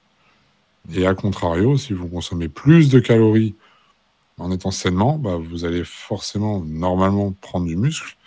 Par contre, si vous mangez de la merde, vous allez prendre que des cellules graisseuses, tout simplement. Donc voilà, tout est une question de choix. Ce n'est pas une question du nombre de calories, mais surtout de la qualité des aliments utilisés, justement par rapport aux calories distribuées, quoi. C'est ça. Bon, j'espère que... On a fait 2 heures, frérot. 2 heures de live, tu te rends compte, toi? Et 2 heures, et j'ai l'impression qu'on a parlé de rien. Bah ouais, on a fait un petit résumé. C'est vrai que non, on a rien traité en profondeur. On a balayé un spectre assez large contextuel actuel. C'est une bonne introduction pour la suite des podcasts, je pense. D'ailleurs, qu'ils nous disent tous en commentaire, du coup, s'ils veulent voir toute une série de podcasts, mais de toute façon, quelle que soit votre réponse, c'est prévu, les gars. C'est prévu parce que même sans vos commentaires, regardez tout ce que nous on a par rapport à nos élèves qui reflètent la société. Par contre, si vous avez des sujets qui sont récurrents, qui sont d'actualité, on veut bien. On devait traiter, tu sais, des physiques des 2 acteurs de Creed, là. Michael B. Jordan et Jonathan Majors. Ouais. D'ailleurs, Jonathan Majors, incroyable dans Creed, frérot. Là, je crois qu'il est en tôle, je crois. Ce qui paraît, il a frappé sa femme comme par hasard maintenant qu'il est devenu connu. Ce qui paraît, il a frappé sa meuf. Comme par hasard, t'as vu? Je pense pas. Eh, putain de physique. Putain d'acteur. Putain d'acting. Donc, je pense qu'on va traiter ce sujet. On va le traiter en 1 minute. Ça va être vite fait, bien fait. Parce que t'as vu, c'est des questions de pervers, ça, t'as vu? Est-ce qu'il s'est chargé? Est-ce qu'on s'en bat les couilles, frère? Non, on s'en bat les couilles. Tu vois? Je te jure. Je te jure. Je sais pas, frère. On s'en bat les couilles, frère. Mais on pourra de toute façon lancer plusieurs débats. N'hésitez pas à mettre en commentaire s'il y a des choses que vous voulez qu'on traite. Hein. De toute façon, il n'y a pas de tabou, il n'y a rien. On en parle avec grand plaisir. Si on trouve évidemment le sujet intéressant aussi, on va le pas sujet, parler frérot, en fait, c'est soit on le fait à notre sauce, c'est-à-dire qu'on le traite en 2 minutes, ou soit, tu sais, on le fait comme les autres influenceurs, On fait une vidéo de 1 heure où on invente c'est quoi sa stack. En justifiant, tu sais, en justifiant avec des plans de lui dans d'autres films, avec lui qui s'entraîne dans sa salle, parce qu'il y a des trucs dans sa salle aussi, où il a fait la préparation, et différents plans dans Creed de profil torse nu, pas torse nu, on dit là, tu vois, 1 heure. Et là, on fait là les vues. Tu veux quoi? Notre version 2 minutes. La version en 2 minutes où on est nous. Ça dépend. Ça peut être une expérience sociale, oui. Ça peut être énorme. Et dans la vidéo, on essaye d'introduire une espèce de débat sur la reproduction des grenouilles. Je pensais à ça, du coup. Pourquoi Je sais pas ce que t'en dis. Je sais pas, ça m'est venu comme ça. Je me suis dit, autant que ça soit con, autant que ça le soit jusqu'au bout. C'est l'heure de dormir pour toi. 2h15. 2h15. Je te jure. Non, mais c'est clair qu'on fera on traitera des sujets comme ça. Mais après, par contre, je sais pas si ça peut être intéressant aussi, tu vois, de parler un petit peu. Je voulais faire une vidéo là-dessus. Si tu veux, on la fera ensemble, je sais pas. En général, parce que il y a beaucoup de vidéos qui traînent sur le net où les mecs disent, ouais, lui, de toute façon, vu qu'il est comme ça, il doit prendre ça, ça, ça ou ça. Même par rapport aux compétitions, tu vois, de body et tout. Étant préparateur physique, moi, je suis capable aussi de dire à peu près ce qui se fait dans telle ou telle catégorie, etc. Tu vois, parce que les gens s'imaginent, par exemple, des trucs de malades, alors que s'ils ont la vérité en face des yeux, bah, ils se diront « Ah merde, il y a peut-être que ça ». Ou peut-être l'inverse même, hein, ils se diront « Ah merde, il y a tout ça ». Tu vois. Mais tu vois, ça peut être intéressant aussi d'en discuter. Je sais pas, il y a plein de sujets, donc n'hésitez pas, de toute façon, à nous en faire part. Et puis, bah... Ouais, c'est vrai, les gars, si vous avez des questions assez pertinentes ou des sujets récurrents que vous voyez sur TikTok et qui vous retournent un peu la tête, n'hésitez pas. Hein. Ça peut être ça aussi. Parce qu'on voit pas tout, hein. On voit des choses défiler et des fois ça nous saoule tellement qu'on quitte. Mais c'est une catastrophe. C'est une catastrophe. Mais du coup, si vous avez des sujets que vous voulez qu'on traite, bah, écoutez, avec grand plaisir. Avec grand plaisir. C'est le début d'une nouvelle série de Serial Killer. T'as la ref? Serial Killer. Serial Killer, t'as dit? Ouais, Serial Killer. Ouais, vous voulez dire un tueur en série, quoi. Oui, on a compris, frérot, avec ta voix de robot, là. Bon, les gars, prenez soin de vous. Ils auront la ref. Comme je dis depuis le début de ma chaîne, n'oubliez pas, c'est la muscu, pas que la muscu. C'est beau. Depuis le début. Peace.